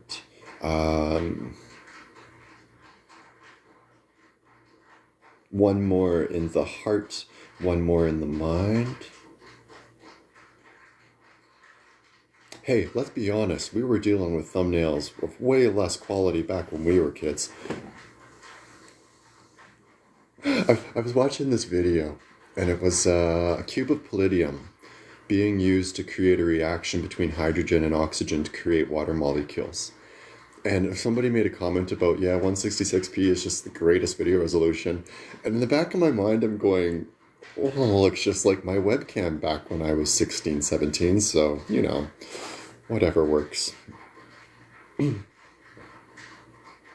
If either of you can get to one of my old Facebook accounts, actually, and save me the Mona Lopic picture. I've lost my copy of it somehow, and I can't access those because I blocked myself on them. Should actually try and reclaim those accounts someday. See how much manic panic I can cause with that.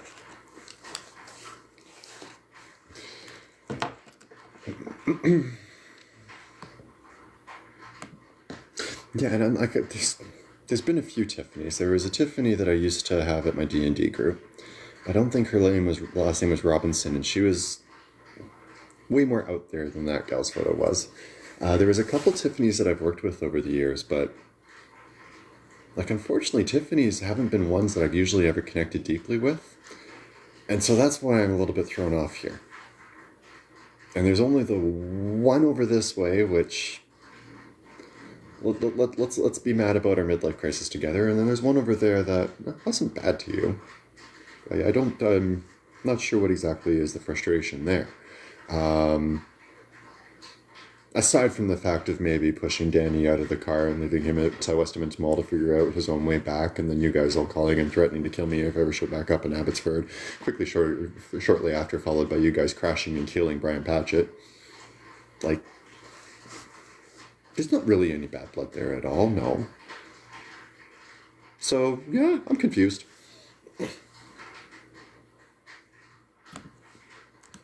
Uranus retrograde in a chart may indicate a person's difficulty in picking up certain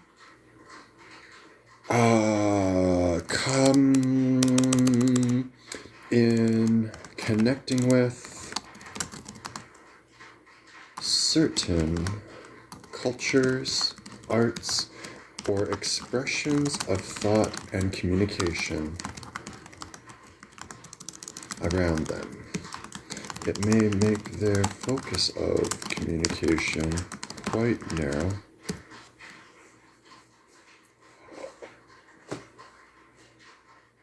Oh no. Oh no. That's going to be a fun little mess.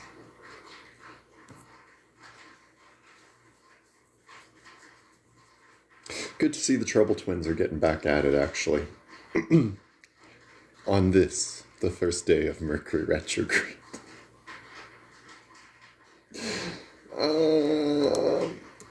They may feel that they can only express themselves through such specific practices, and they may reject being pushed towards other groups or associations that people feel. Nah, leave that part out. They may have a stricter confidence functioning in a solitary way, rather than having to rely upon others to meet others to contribute to the shared tasks or goals.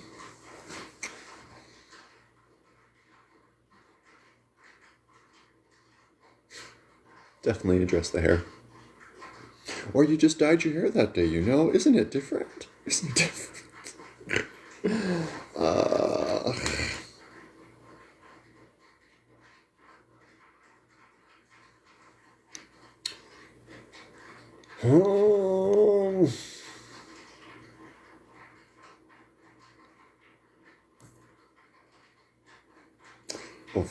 Oval.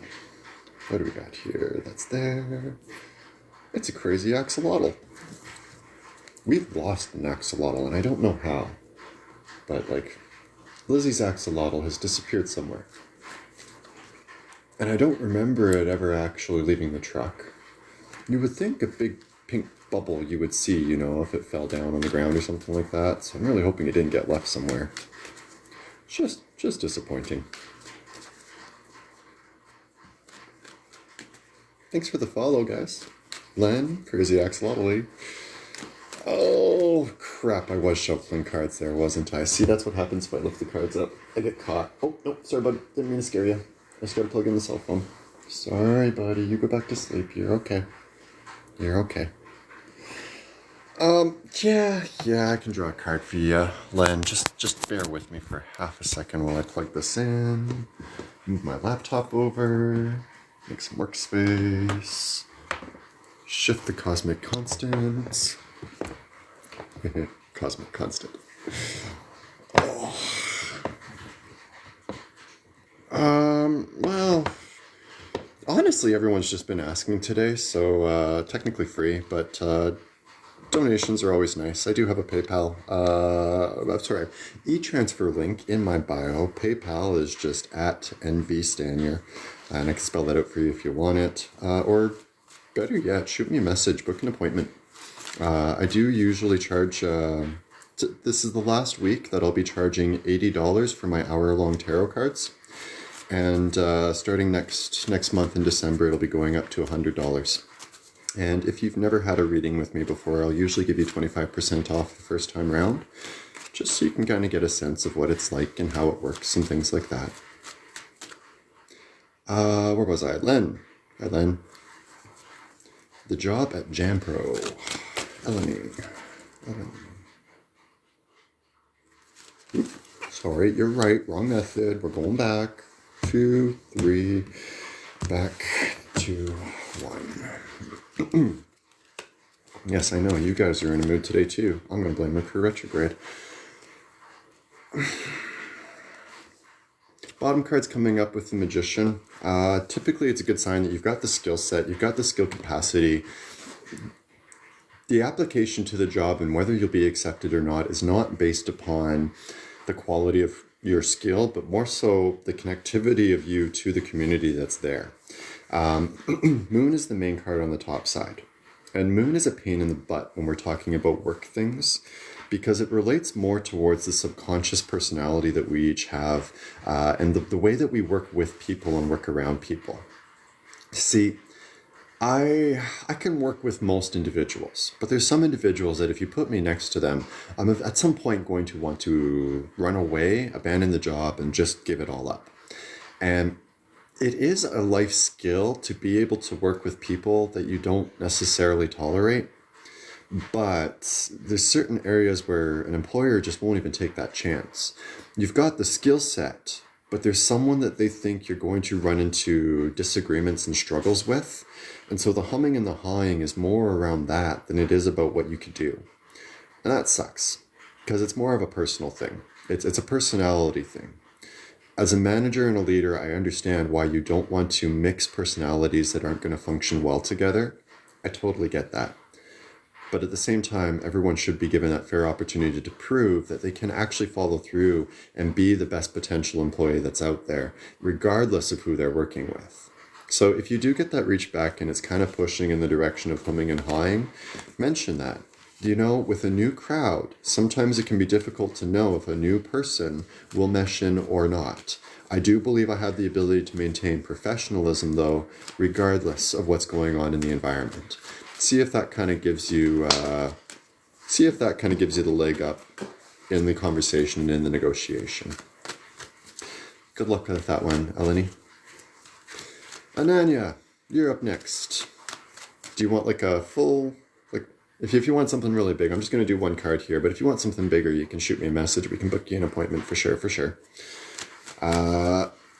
Any specific questions, just throw them in now, just so that I can kind of catch them and make sure that they're somewhat addressed as well, too.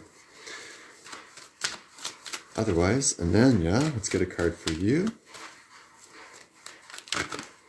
Without spraying it all over the place. Come now, friends. Come now, friends. Hi. KG? That looks like it should be KG or KZ. It's an interesting name. I like that one. Ananya. Look in general here. Ananya, what the hell? Okay, so the top card is, yeah, stick around. I'll draw you a card up next. Ananya, Top card's coming up with the Devil. Devil card usually represents something that's collaring you, taking control of your will, and making you live your life a certain way. Bottom card came up with the Empress, centering around nurturing home life, balance and comfort within yourself, being within the feminine form and comfortable with that as well too.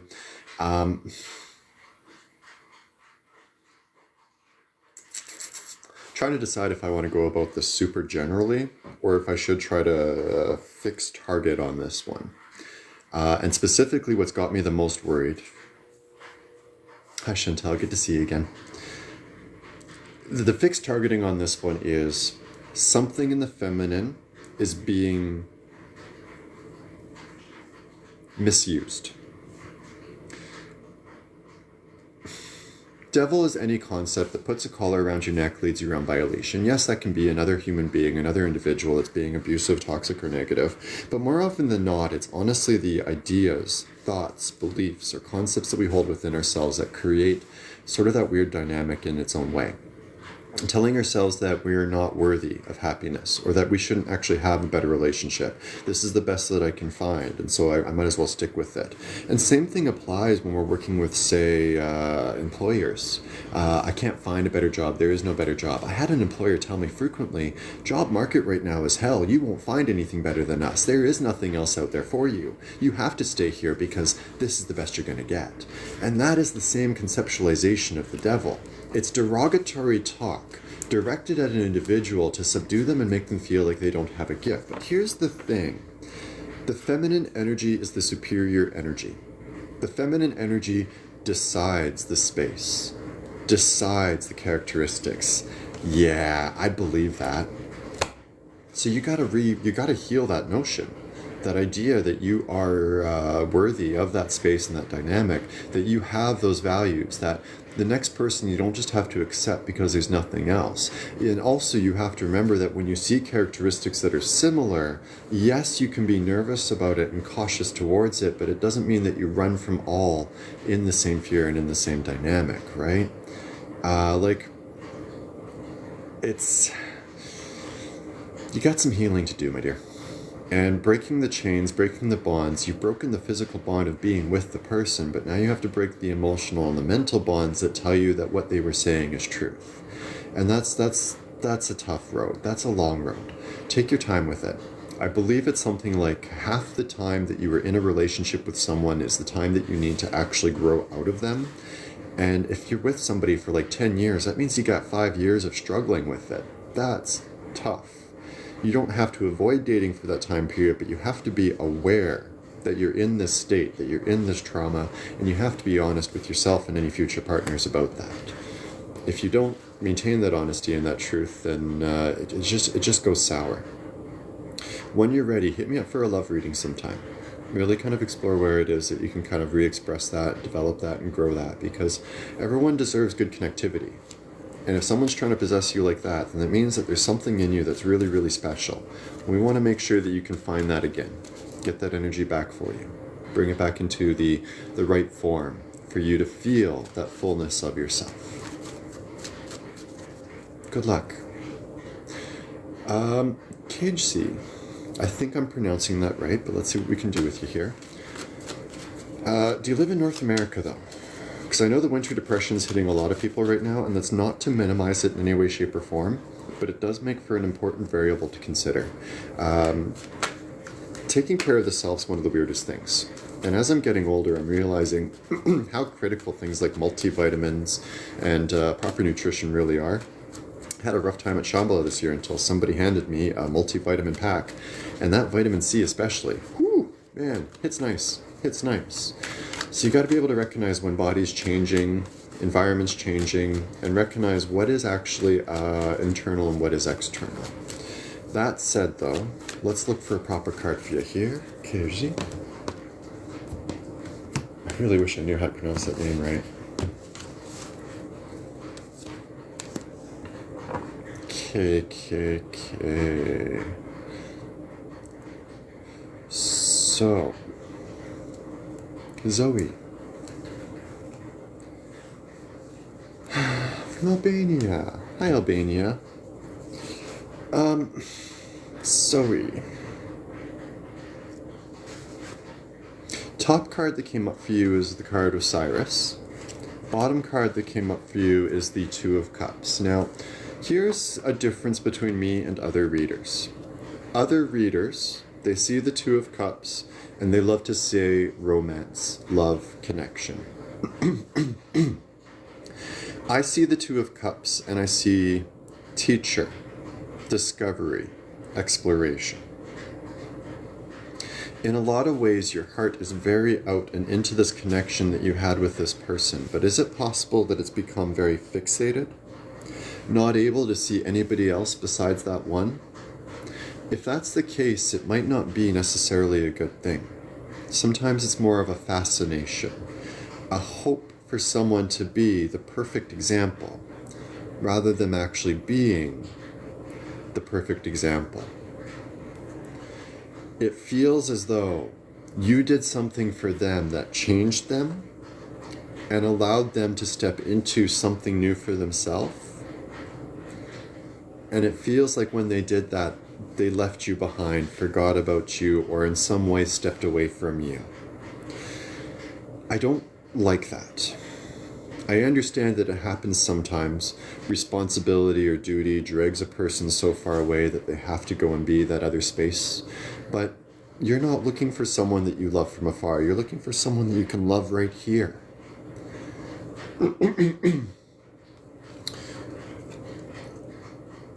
I don't think he'll come back to you. No. The person that you knew is left and gone on. What does come back is a new version. Something like what you knew, but it's changed. It's different. It's not the same person. When that comes back around, meet them as the new person that they are. They've changed, and you need to meet the new person and decide then, is this changed person who I still want to pursue, or is this changed person someone I don't want a part of? You'll have to go through that experience, unfortunately. It's the lesson of recognizing that sometimes a person is different with us than they are with others, and being able to recognize a person's choice to choose how they want to be in a moment. This person, unless I can get the two of you together for in my opinion, it's no. Because the person that comes back is not the same person. So from my perspective, it's a different person that returns to you. In my opinion, it's a no. But when you see him, looks the same, talks the same, does not behave the same, you have to be ready and willing to kind of look into that a little bit and see what's happening there. The Knight of Swords is quite often in activity and energy. It's in motion. That is a good way to phrase it, yes. He will come back, but not like before. It's a different person. I'm so sorry about that. Don't wait for that energy to return, though. You are allowed to go and explore and discover and experience the bigger, fuller world. You're free to do you. Don't leave yourself trapped to any one person. It's one of the dangers in this modern world. I know. And you'll have to find some way of allowing that to release from you. I write or draw. I know a lot of people like to sing. Some people, they need to just go find someone that they can take the frustration out with. And personal choices, right? What's going to help you heal?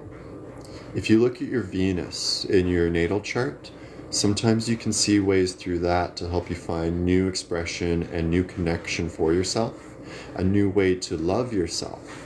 And that can help to move one through the depression and the fear of having lost somebody. It sucks when people go away, but there are so many people that will come to you in the future. And you want to be as ready for that as you can. Trust, better things will come. I'm with you 100% on this one, Zoe, and I trust that you will get.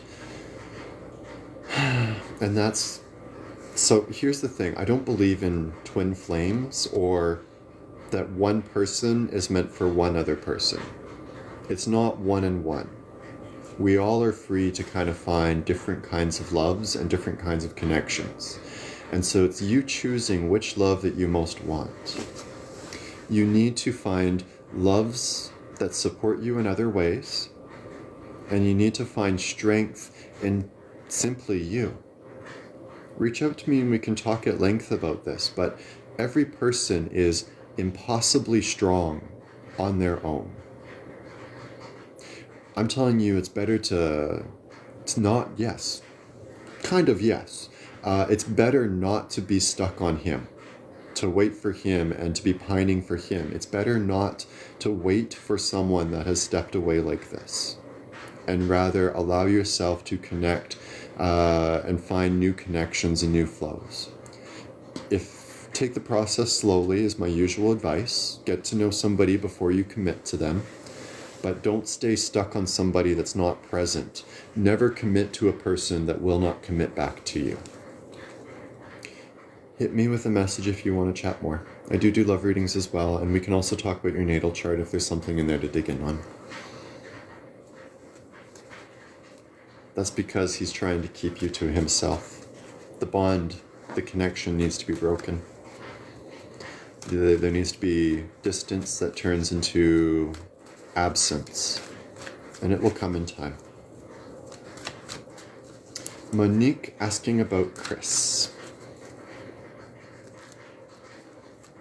Yeah,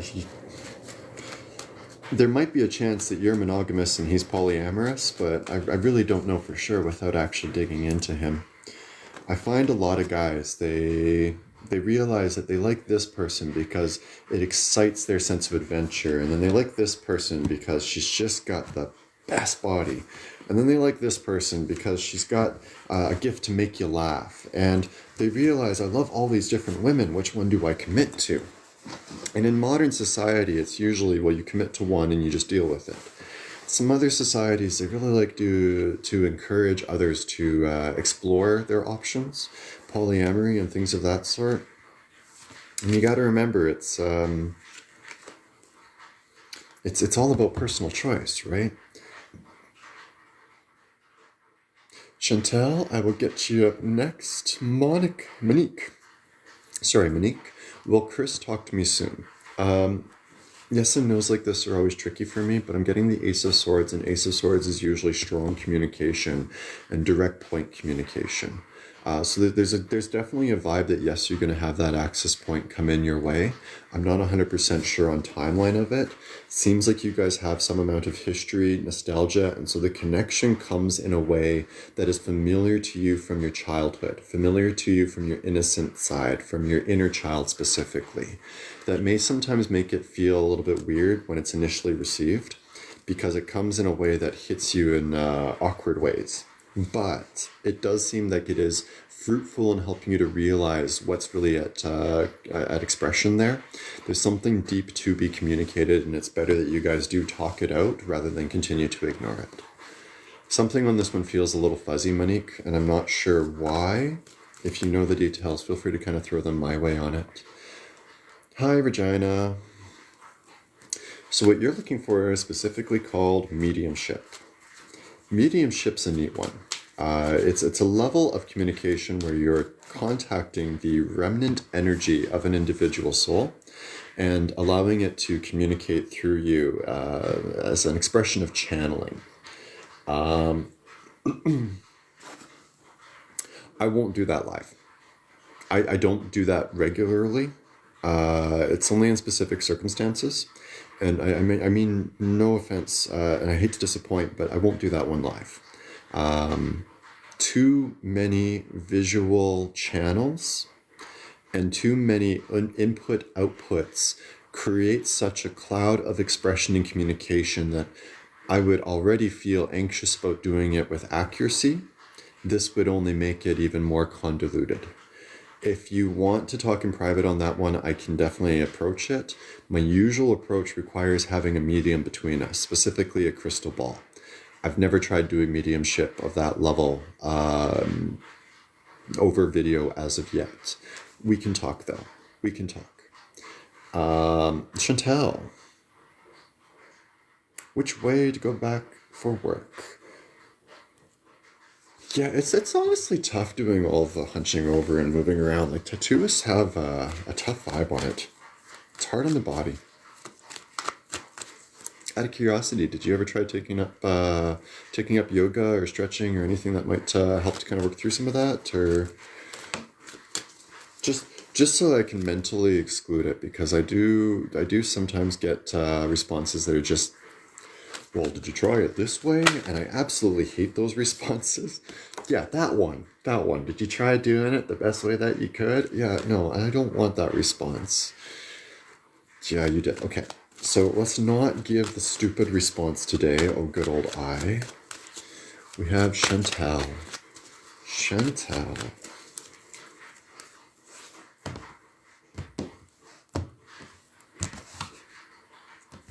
Really? Okay. Fine. Why? That's why. Okay. Um, I'm one confirmer. Okay, so it's not that. Yeah, independent work and leadership seems to be somewhat of a weird blend for you. In doing the tattoo work, it's excellent work, it's quality work, but there was a certain amount of self isolation or self motivation, self driving, self marketing that had to be kind of put into the application of it. And in that area, you're fantastic, but when you create so much work for yourself, yes, it breaks down the body and creates sort of a bad vibe. What is your take on, say, investment and ownerships and things like that?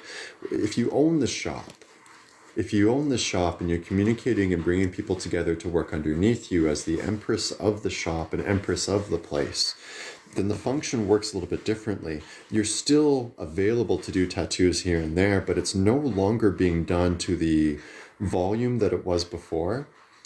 And and see, it's getting somebody else with you in that private studio. It's adding a little bit more flavor. It's expanding and growing and developing it because you're right, your body won't keep up with it, but this is your industry. You have a reputation that's already been well established and you don't really want to just throw that to the wind. And at the end of the day, if you provide the right environment for other workers to come in and work under, you will all be successful. But it's being able to evolve yourself out of being the busy bee into being the queen bee, out of being the hardworking frontline to the behind the scenes creator of the machine that's now going to take care of many. You don't want to give up your passion. There's something in this where you've been working your butt off trying to get to this level. You've tried so hard to have this freedom. There's a personal piece of you that has gone into this. And to just change directions and throw that all away.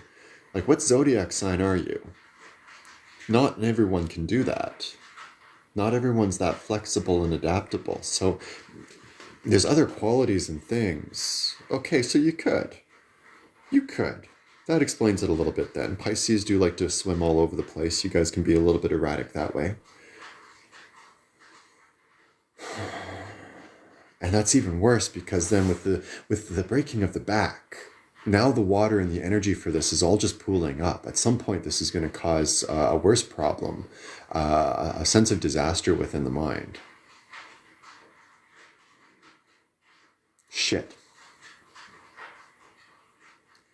Get an apprentice, get somebody else working with you or around you as a full-time, and moonlight. Moonlight somewhere that's like a sitting receptionist job. I don't think a barista or coffee house would be necessarily the best. Maybe something, nothing laborious, but something that's more clerical or organizational. You gotta divert some of that energy or otherwise it'll explode. Crap. Pisces. Oh, no, I still kind of lean back to my first thought of expanding it, making it so that you're working with others and having them come in and work underneath you and through you and around you. But evolving into being the entrepreneur and the investor. When we look at the four squares, there's an employee, self-employed, corporation, investor. You're currently at the self-employed. You need to get into the corporation or the investor side of it if you really want things to grow in the fullest format. And so however you get yourself that way would be my strong encouragement. And so that's my first take. But if nothing else, you need to just go and explore anything so that this sensation of being stuck ends. Feeling stuck is more bad for you. It's more detrimental to you than being in the wrong place. Being stuck absolutely gets you toxified. So I would get out of there sooner than later if possible. Sorry about that. Good luck with that one though. Make your escape. Where are we at here? Yeah, once like I'm groaning a lot more now, and my partner keeps saying it's your age, it's your age, it's your age, and they're not wrong. 40 is weird. Trying to find the right ways to take care of each individual body is tricky because every body is a little bit different. Worse yet, once the body starts to fade, it gets the mind and the heart and the soul all wrapped up in bad juju as well too. And that's at the core of it. That's what you most want to avoid, is getting the sense that you have to be self-defeating and self-destructive. Getting past the fear of being broken. It's basically what it is.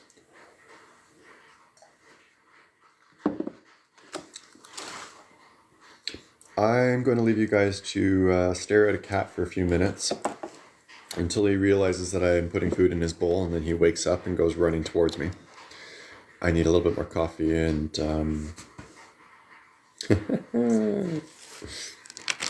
I feel like I've been telling you guys to do this trip for a while.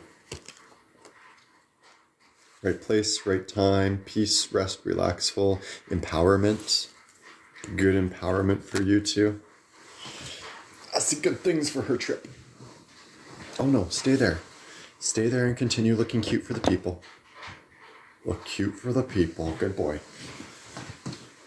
Oof.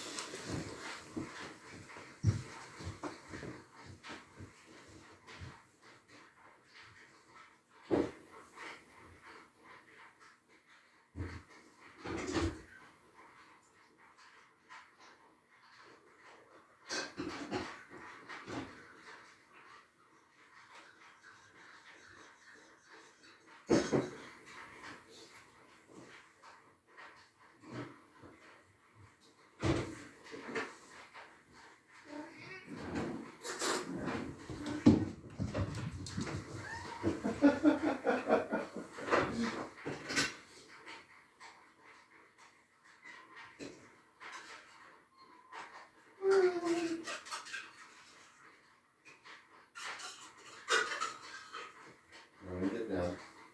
Get down.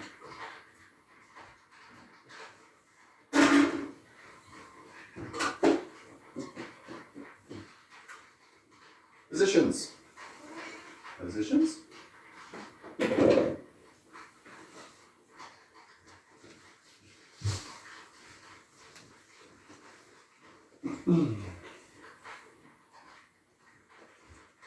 Oh. I love how fast she runs for it sometimes. Yeah. Oh. Anyway, yeah. Yeah, no. I feel like I've been telling you guys to actually get together like this for a while, so I'm really, really glad that it's actually happening. Four of Stones being in this deck like power of earth and growth and development and change. It's the energy and the enthusiasm to move towards your goals. Takes the manipulation and cards against your chest energy that we see in the Rider-Waite and converts it into recognizing that your own skills and your own capacities make such an experience better than what it would be otherwise. So, really, really, really good pump for what you guys got coming up for a trip. I think you guys have been needing a little bit of a reconnect, reunite kind of dynamic for a while. Too much distance for you two is not good.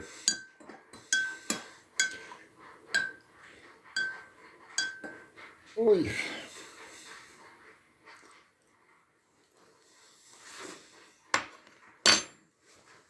Oof.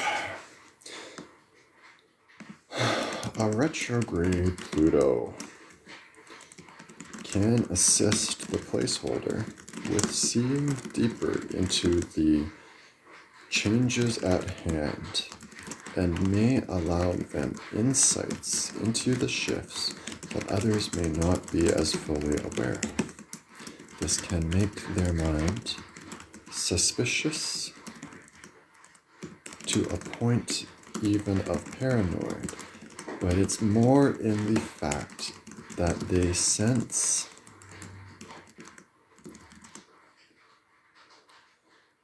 personal interests interfering with communal shifts.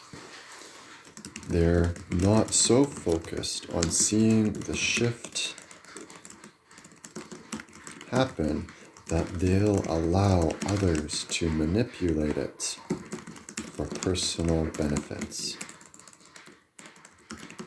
This can make them appear unwilling to act for the betterment of society. But the truth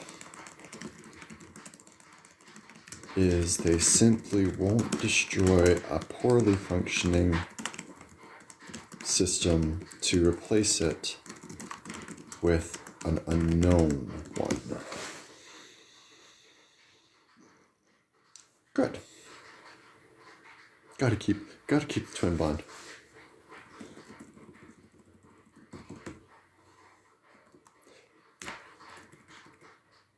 Gotta keep the family bonds, especially when family can find common ground to work from. It's important to have that unity.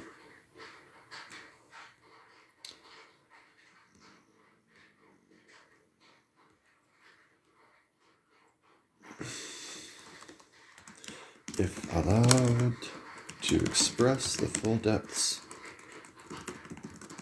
of their perspective, they can be extremely valuable at highlighting and addressing major flaws in any plan or process. Because you can't just push it towards progress all the damn time. Basically what it comes down to. And I think a lot of people forget that. Like progress for the sake of progress. Progress for the sake of application. Progress for the sake of quality. Progress for the sake of comprehension.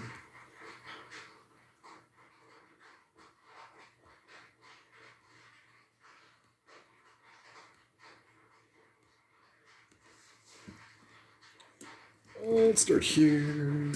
Copy, pasty. Oops. Damn it. I haven't quite figured out why sometimes this thing will switch tabs and not other times, but it's devices, right? Technology's always such a weird thing. And I used to be so much better with it. I don't know what happened. Completely fell off course, if you ask me.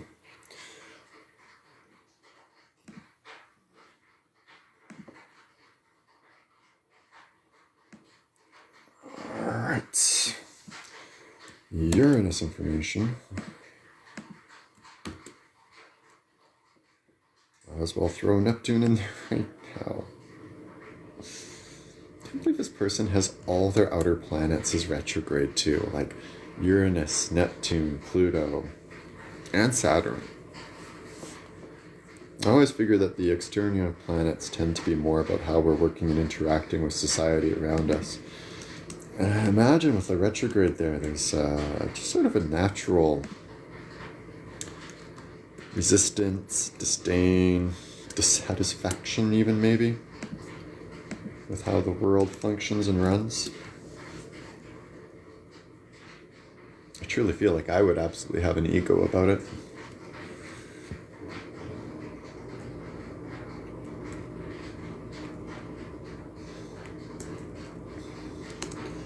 Alright, back to Uranus. Uranus. Uranus. Sorry.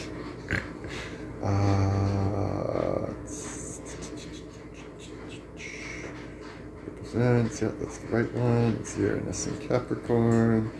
Where's my Capricorns? Capricorn? Capricorn? Oh, it's a fall placement. Damn.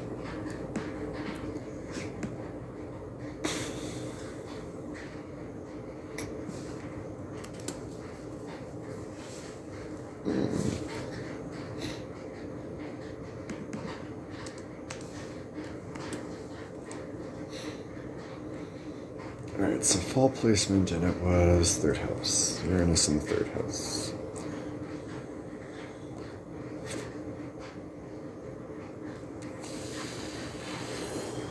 Do we have Saturn for third house done? Uranus in the third house highlights one's ability to learn from others and maintain a steady stream of knowledge exchange with organizations or institutions. It can draw one towards educating and advancing others, and may encourage a behavior of seeking knowledgeable exchanges, whether this could add a taste for travel as one seeks out these conventions, and may encourage a more worldly mind seeking open exploration beyond home borders. Uranus in the third house, education, development, growth.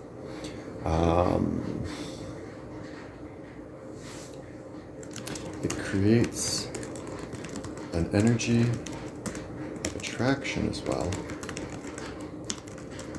when communicating amongst peers, and may allow one to take a more central stage or focus if they desire it. I missed something? I probably missed something. Didn't do it.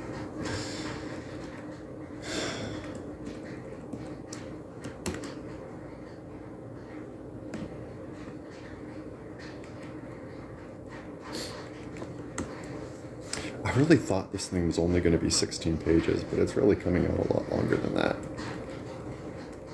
Which on the one hand, it's a great sign. I got lots of information. On the other hand, I didn't expect this much information.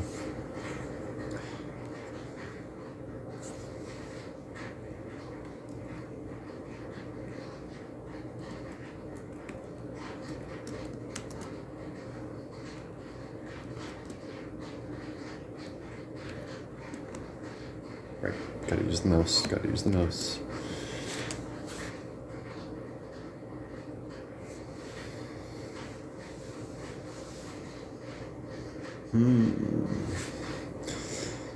Well, honestly, at this point, I'm just half-assedly working out the clock because, well, I'm doing up a natal chart for a client here.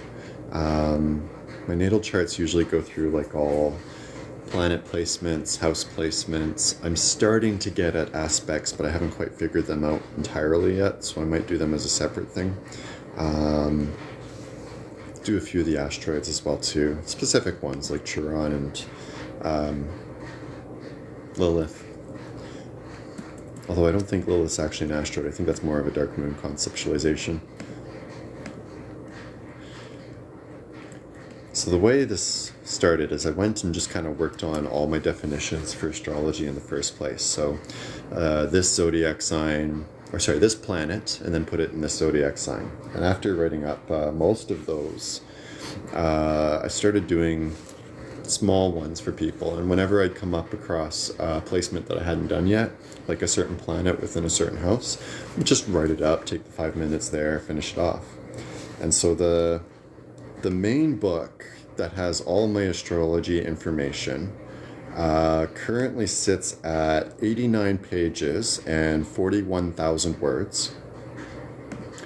And I'm just getting past Neptune for this person. So we're a little bit over halfway.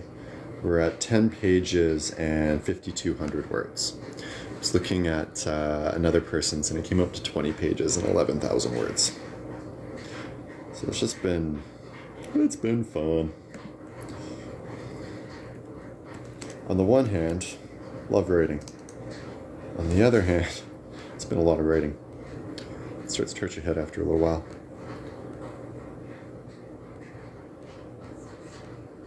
Third house, Saturn, Uranus, Neptune. In the third house may bring about a struggle.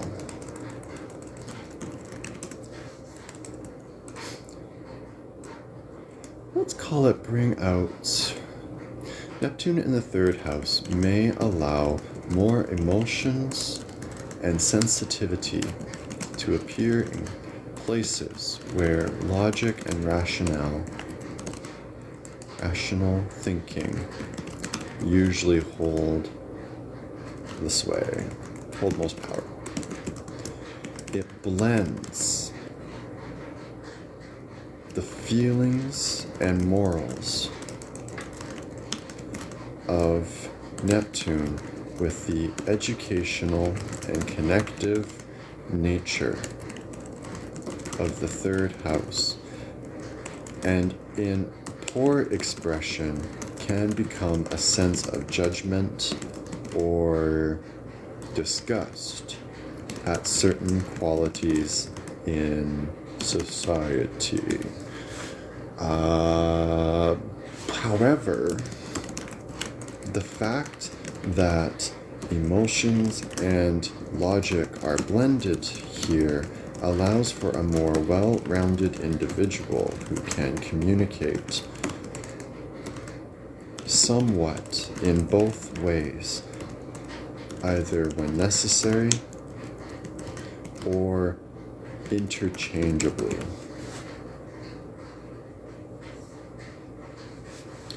It may create some challenges in finding acceptance in strict academic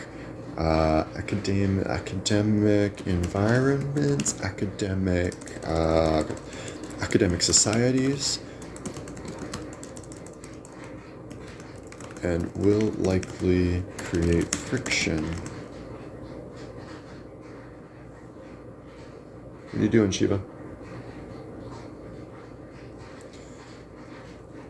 If combined with other rebellious placements. Neptune, third house.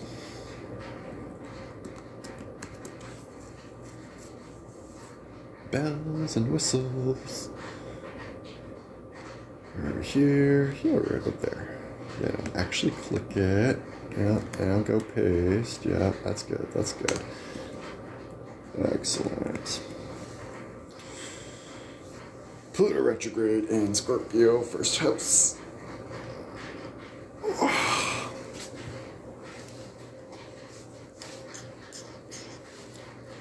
Oof. Well, let's hopefully get this one done today. I fed the cats. I do need to get on to doing chores around the house pretty soon here, so I'll probably call this a day in 7 minutes here, 1 o'clock Eastern time. Eastern time? What? I'm not in Eastern, I'm in Mountain time.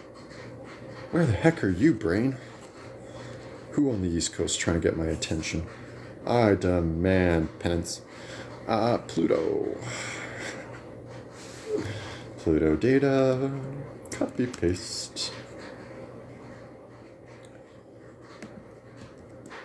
And then the retrograde's there, and then we're going to talk about Pluto in Scorpio, which, us Pluto and Scorpio kids, man, are we messy.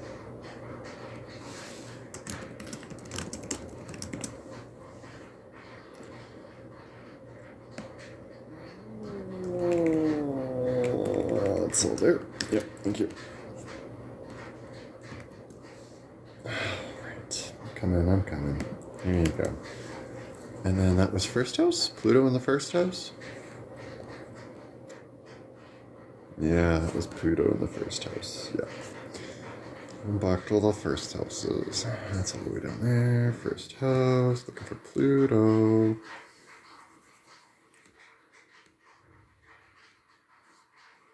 Haven't done a Pluto in first house yet. Yay! Another one.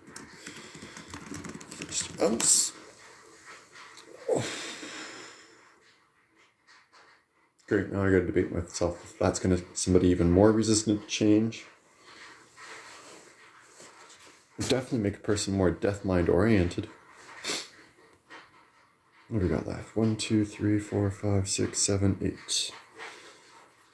And what do you know? They're all astro placements except for Chiron. I like it. It's so much nicer when you can actually have all the information, ready to go. That was the whole point of having all that prep work done by myself, and so now it's here. Now it's applicable. Preparation, and not preparation H.